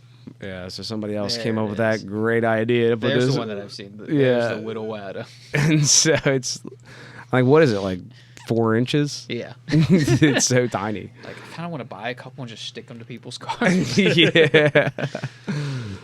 Not at $12. No, not that. What the fuck, dude? It's It comes with sticky pads for non-metal surfaces. Don't worry, it's got a 2.7 star review, and Yeah. plus bought over the last month. Like, Oh my god! Almost half of the let's reviews go. are 1 Let's go star. bad reviews. I love this. My favorite is one of the podcasts we were on Facebook Marketplace, and we started looking at like Weak some magnet, of the cheap 3D print, poor quality. Magnets are too weak. Weak magnet. Just don't. yeah. Well, we started looking at like some of the reviews for One of the like sellers. the Facebook Marketplace sellers, and like he had like, because like I kind of wanted the car that like they were selling this Mustang, and Adrian just happened to click on the reviews for the seller, and he's like, it doesn't have good reviews. I just wonder, and he clicked on it. And, like, all these people are talking shit, and he's talking shit back in the comments. And I was like, yo, we're here for it. And, like, That's we're just crazy. reading some of it off. Dude, it was so Yeah, funny. like you can see, you got reviews for the seller. Yeah, but they were, like, uncommunicative seller, you know, like, didn't show up on time. Like, Didn't show up at all. yeah, I mean, like, he'd be like... Uncommunicative buyer. Yeah, it was just, like, talking shit back. Just petty shit. Yeah, it was so good. Shout out to that guy. Hopefully, oh, you know what's funny? So that same guy, I think I sent it to you. The guy I'm talking about, he had like a full running Mustang, and then he put it back up for sale as like a roller. Like he was like, you know what? Fuck it, I'm gonna pull the engine out and just fucking, and just sell it as a roller. Which is funny. But Oh, bro. yeah, now it's the part of the podcast where we just go through Wait a minute. That Facebook doesn't make Marketplace. sense. Green. Yeah. Some green parts. Silver car. Yeah. He's missing in a the door process handle. of changing it. Maybe there's He gave up. Yeah, maybe there's something more to the comments. What's going on with that gray one? Oh, it's just That a Phantom GST, Gray? but yeah, it is a GST. Doesn't Yeah, have it's full still turbo. G63. Yeah, it's Just still front wheel drive. Yeah, it's Yeah, front don't wheel worry drive. about the donut and the bungee cord. Well, the front one's Why is it bungee cord to the rock? To the So, yeah, Why is dude. the side skirt bungee Yeah, cord how do they up to the have door? that going on? what the? Wait, Automatic. No, it's not bungee. That's like he's holding it up. Hey, That's what he's yo. doing. He's holding the side skirt up. Through the hey, seat. sure, because it's over here too. Nah, that's just the little end. Looks like a good parts car. Automatic. It's a good parts car. I have There's a this car that irrational needs, anger when I'm looking for a car that was available in manual, like especially a sports car, like a Mustang or a Corvette. Yeah. And I see it in automatic, and I don't know why, but I just get mad at the person who originally like ordered that, like, or who bought it brand new. I'm like, Just what get the rid fuck of is automatics. wrong with you buying an automatic? Get Corvette? rid of like, You must be fucking automatics. stupid. They're just old. They're just old and they had the money. Leave them alone. I don't care if my leg gets arthritic and barely usable. I'm still gonna. Arthritic is our new term for the day. We're gonna hold on to that for the rest of the day. Arthritic. Yeah, All right. yeah. My leg goes full autistic. I mean, arthritic. Like, You know, like painting and shit. oh God, what was that? Don't be afraid to get your kid vaccinated. Just because he's autistic don't mean he's gay. Like, what? What? They meant artistic, and apparently artistic is gay. You know, painting and shit. Yeah. Just because he's autistic don't mean he's gay. All right, man. Well, let's fucking wrap it up. What do you say, boys? Let's end on a high note. And on a high note. We're going through Facebook Marketplace. This is fun. Yeah, how long have we been going? Yeah, there Yeah, we go. we're 3 doing- hours. we're We're doing wrapping it pretty up. good, It was Wes. great having you, Wes. Yeah. No, thanks for having me. Thanks. Yeah. No. It was dude, a good and, time. Thanks for doing it, man. Like, we'll do this again, I'm sure. I mean, you live so close. It'd be Yeah, cool to just literally. hang out and drink some whiskey and just, just chill. Shoot some shit. Yeah, it's pretty much what we do, obviously, is we just, shoot the shit. Hey, and if we just get talk Billy about on stuff. here, I'm sure you'll want to be here again. Yeah, dude, and like that would totally No, be cool. Billy definitely. I'm sure Billy Yeah. definitely comes soon. Yeah, and like when that happens, 100%, you're more than welcome. It might even help Billy. Yeah, He no. might be more comfortable with two kids sitting in front of him. No, Billy's a really good guy, and the amount of stuff he listens to in podcasts and all that stuff, like he. Oh, the bar's high. You Fuck. guys, This you guy guys, listens will, to you guys will podcasts. have a lot of fun talking about conspiracy. All right, theories. cool. Yeah, I'm Billy cool with has that. so much stuff to talk about, and just his knowledge in general is tremendous. Yeah. So, he knows about the frogs being gay. Dude, I'm sure he'll tell you about aliens and this person and that person and this and that and Yeah. all kinds of stuff. And That'll be Yeah, interesting for sure. I don't. I love conspiracies. I don't hold on to them like very closely. Like I don't care. but he does his research. So yes, like I'm ready for it. So I'm here like for he it. does his Let's research go. about all kinds of stuff, and he'll listen, and then like he'll look into stuff, and then he'll just be like, his mind is full of just like, okay, Random like this shit. might not be true, but there's probably some truth in it to this because of this reason here. And Yeah. you actually look like here, and it's like okay, Yeah. and then you start thinking, you're like, shit, this might be Damn, true. This motherfucker might be on to something. God damn. Yeah. All right. Well, so, yeah. So Wes, again, thank you. Appreciate you doing this. Just coming on, especially hanging kind out of with last us. minute too. Yeah, You're pretty welcome, last you're minute, brother. And so we appreciate it. So thank you for coming on. Appreciate it, brother. You're welcome. And if anyone's made it this far to the podcast, please please subscribe, do all that. And thanks for listening. Till next time.